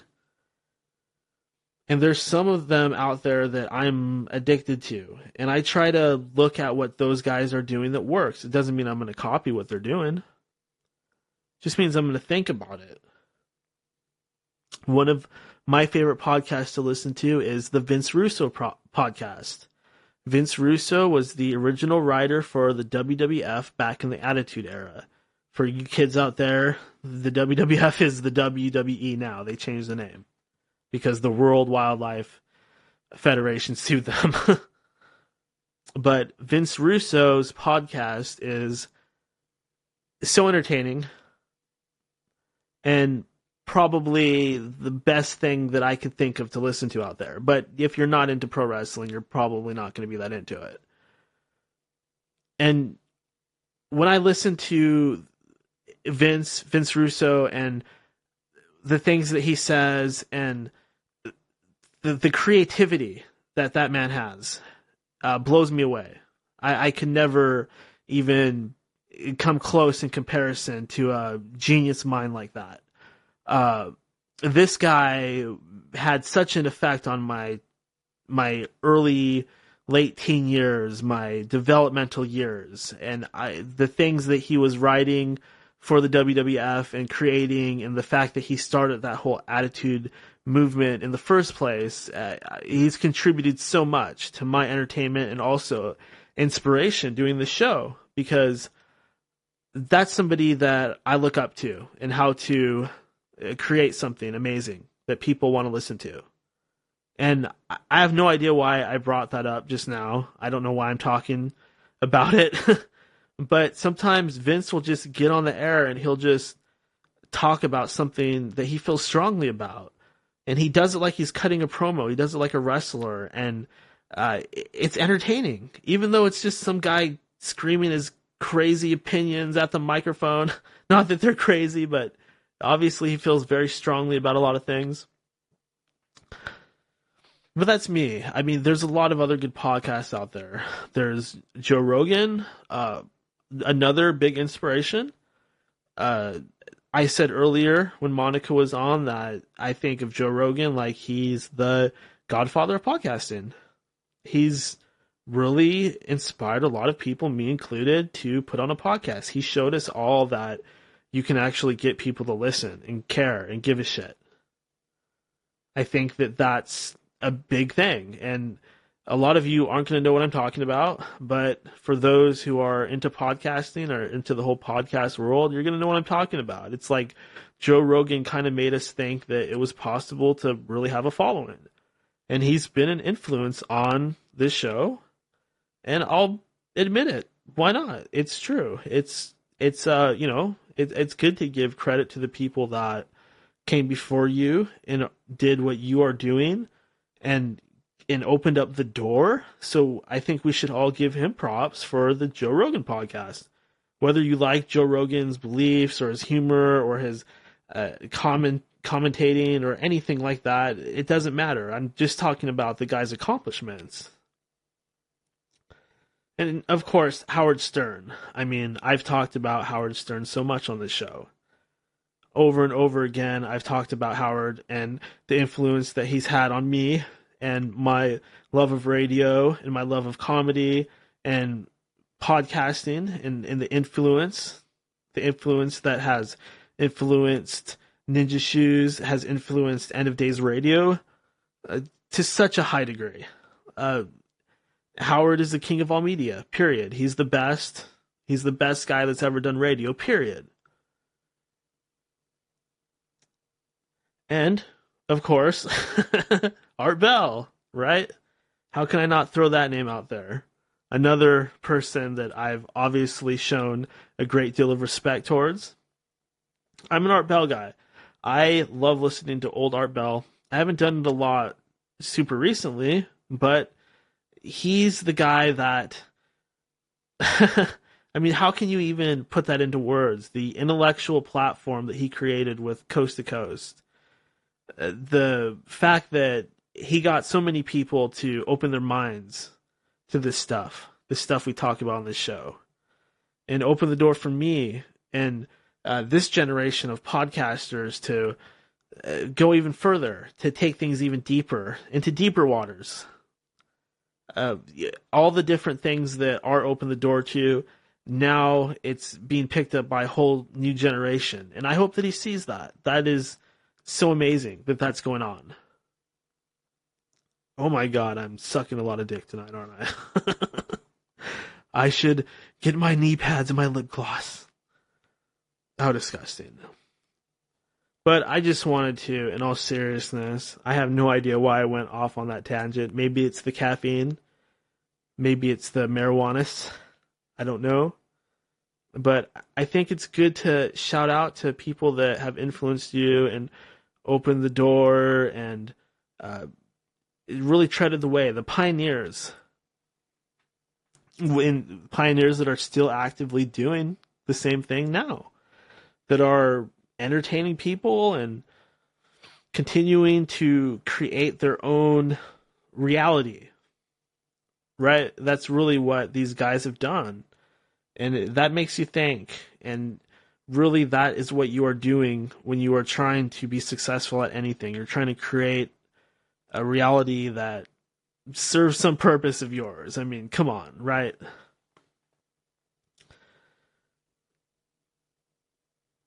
Crunchyroll. Are any of you guys on Crunchyroll? So Crunchyroll is this app. It's like you can use it for free, or you can pay like $6 a month, $7 a month, and you can watch anime anywhere using your phone. You don't have to go to a website, and if you pay the monthly fee, there's no ads. That's how I've been watching Dragon Ball Super. For all of you out there that give a shit about Dragon Ball Super. Also, I tried Uber Eats. Excellent. Uber Eats. Excellent. You can get like anything from anywhere. If you're in the city, I don't know where they have it. I'm in Seattle. It's very techy here. So that's awesome that I'm able to use this Uber Eats thing. I hope it spreads everywhere. It's very convenient. Yeah, go get me some McDonald's. You just click a couple buttons. Oh, I want some teriyaki. Click a couple buttons on your phone, and the stuff shows up. It's not even very expensive. It's amazing. It's scary seeing where things are headed. So big thumbs up to Uber Eats. No, I'm not a paid advertiser. I'm just telling you guys out there that it's very convenient and fun to use. Oh man, there's so much to talk about. Whew. I should probably take a break. No, let's keep going. I'm going to Comic-Con. Next month, I will be at Comic-Con in Seattle, Washington at the Convention Center. So those of you that would like to meet Daniel from End of Days Radio, I'm not going to have a booth or anything like that. I'm just going to be paying for the normal, the normal entry fee, and I'm just going to walk around. But if you see me there, let's give each other high fives, okay? And if you're a really, really cute female, maybe we can hug and do Eskimo kisses. Cool, right? Cool. I want to talk about soccer. Congratulations to the Seattle Sounders and the soccer lovers of this area. Their sport is growing very quickly. It's good to see that soccer has gained in popularity so much. It's known as football in the UK. A lot of people think that soccer and people that play soccer are pussies. I disagree. I think that soccer it's athletic on a whole nother level.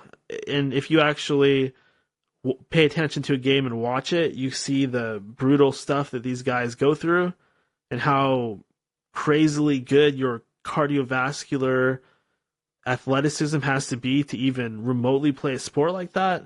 You can really gain a whole appreciation. So shout out to the people that are helping that sport grow and prosper. Very popular worldwide, but often overshadowed by the NFL or the NBA or the WWE or the UFC for you MMA fans out there.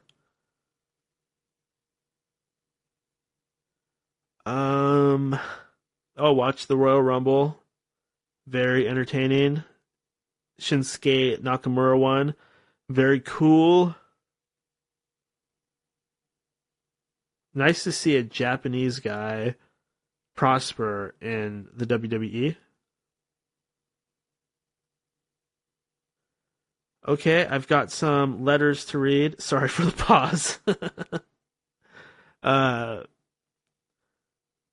First one, here we go. Dear Daniel, thank you for showing me that I am a god. I just landed a great new job and have lost 30 pounds since you taught me to unleash my true potential. What is next? Question mark. Bending spoons? Question mark. From Jason A. Very cool to hear, Jason A.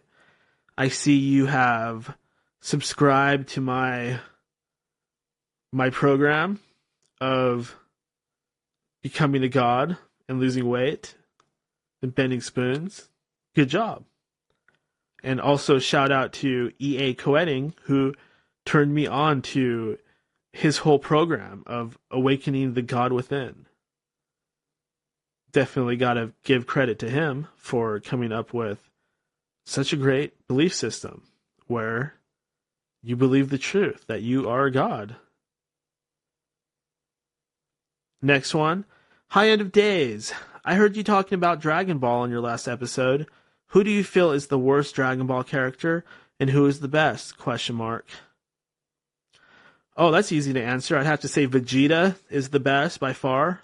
He's just a badass all around. He's brutal, and he's hilarious in the way that he's brutal, and just all around cool. The worst, I'd have to go with a character called Pan, who was Goku's granddaughter. And if you listen to the English dub of that show, you'll know what I'm talking about. Just really annoying, grating voice, very annoying. Kind of ruined that whole GT series. Next one. Ooh, this one's nasty. I don't know if I should read this. I don't think I'm going to read this one. I'm not going to read that. That's too negative towards me. Okay, fine, I'll read it. Daniel, you always say that you are not PC and you're about free speech, but your Trump bullshit proves you are a closet homophobe, total racist, and you obviously hate all women as well. Daniel, why don't you do what you want to really and go suck white old man dick? ? That's from Haunter. I don't even know what to say to that. That is disgusting. What is the suck old white man dick thing? Like, that makes you look so stupid for you to end your little letter ad hominem and go to that level. First of all. Second, yeah, I am about free speech. I don't see what that has to do with anything. Not racist at all. I am mixed race. Hello, I'm part Asian. Don't know how I could be racist. That doesn't make sense. I mean, I suppose there's people that are just like racist and are mixed race, but I'm definitely not one of them. So, nope. Hate all women. Why? Because I say that I don't like feminism? That's stupid. Why would I? Yes, I hate my female family members. I hate Princess Diana. I hate Scarlett Johansson. Okay, yeah, right. Stupid. Closet homophobe. I don't know why you say that either. You always say that you are not PC. See, I don't understand what your point is. It's just stupid. I don't get that. You're stupid for even sending me anything like that. That's clearly. But for those of you that would like to send me email, and obviously even if it's very vile and disgusting and untrue, I will still read it. That's Daniel, endofdaysradio@gmail.com. Daniel, endofdaysradio@gmail.com.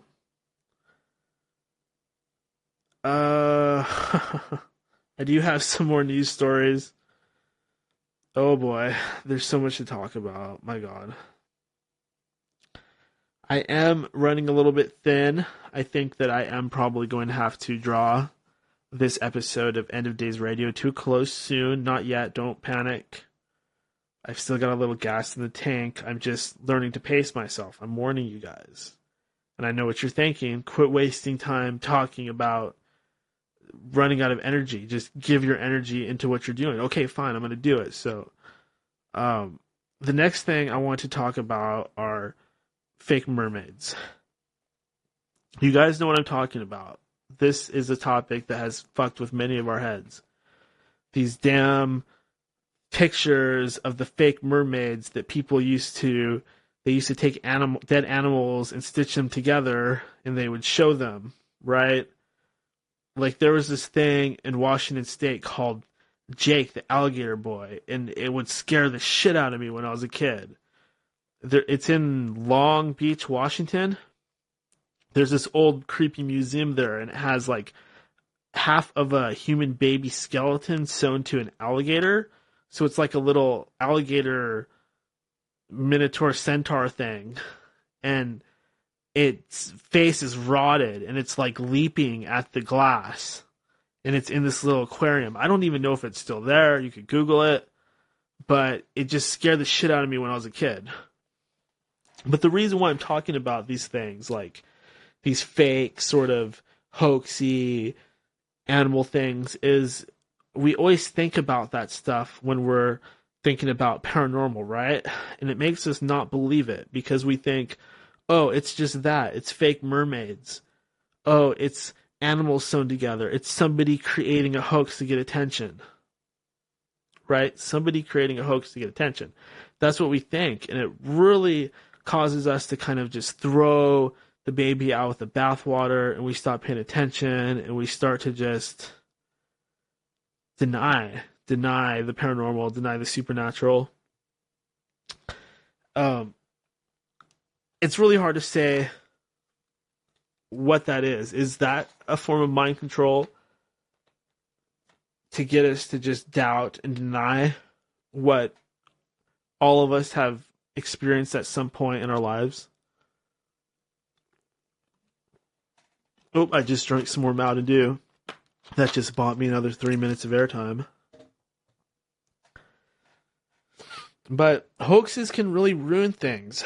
It can ruin things for all of us because all the people that start paying attention to this stuff and find it online, and then they find out that it's a hoax, they're going to be so turned off to anything paranormal in the future. So that's why I wanted to talk about like fake mermaids and P.T. Barnum type stuff and stuff that you would see in a carnival, like the bearded lady or the little fortune teller inside the glass machine. Stuff like that. I think that really everybody needs to realize that just because something is incredibly bizarre or strange, it doesn't mean that it's fake, but it doesn't mean that it's true either. And that is the ultimate truth. And I think I'm just going to leave it at that tonight because I just made a very good point. And I want to say thank you once again to all of you guys out there. You are all gods, whether you believe it or not. You wouldn't be listening to this show if you didn't have it in you. You know it's true. All you've got to do is turn your head to the sky and believe. That's all you got to do. All you have to do is awaken. Look, there's an Anthony Robbins instructional tape or motivational CD audio file. Does anybody listen to CDs anymore? It's on CD, probably on cassette tape. It's called Awakening the Giant Within. And it's just the same thing. He's just not saying, oh, you're a god. But he does say that, just in a different way. And I like Anthony Robbins. A lot of people hate him. They think he's just fake and he's just this flaky character, but I've listened to his stuff. And that stuff works. I'm not trying to be a guru or anything like that, but I can point you in the right direction. I can show you the way. It's up to you if you want to walk through the door. Hoo, hoo, hoo, hoo. And, of course, I should plug all the things that need to be plugged, like endofdaysradio.com. Of course. Shout out to Uber Eats, who is not a sponsor, but served me some very fine teriyaki a couple days ago. I will see you guys at Comic-Con in Seattle, March 4th. Should be fun. And also, next week, we are joined by none other than Adam Kokesh, aka Jonathan Brandis. He's still running for president or not president, and we will be catching up with him.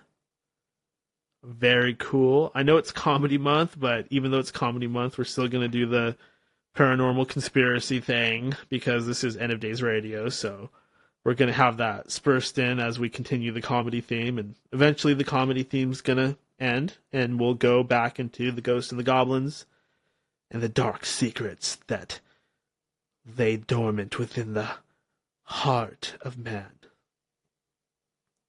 Isn't that how that old superhero show The Shadow, or the movie The Shadow, don't they say something like that? The darkness that exists within the hearts of men. I always love stuff like that. And thank you to all of you out there that, again, you guys out there that when I don't do a show for a while, you just come at me. Like, you come at me like an army. And that warms my heart so much, and it makes me more human, and it makes me a better person. Because I just feel the love. And when you do that, it makes me feel so good. And you guys should know that this show is just, it really is about you guys. Because it's not a show if there's nobody listening. You guys are the show. That's the truth. You manifest the reality that is End of Days Radio. Because you guys listen, the show goes on. So, of course, I want to make this show whatever you want it to be, whatever floats your boat. And if you have suggestions, you can send them to danielenendofdaysradio@gmail.com. I'll take them into consideration. I'm always going to listen to my heart. But I will read your suggestions. And if I vibe to it, I might just use it. So I want this show to be whatever you guys want it to be. And I will do what I think you guys want, which, I mean, this isn't just what I think. You guys have told me. You want the long shows. You want the long shows. I mean, I'm not going to sit here and ramble about nothing like I'm doing kind of right now, but I get it. I hear you. You want the content. You want these freaking 4-hour miniseries. You want it, and I'm going to give it to you. I'm going to try to do it. Look, we made it 3 hours and 21 minutes. That's not bad.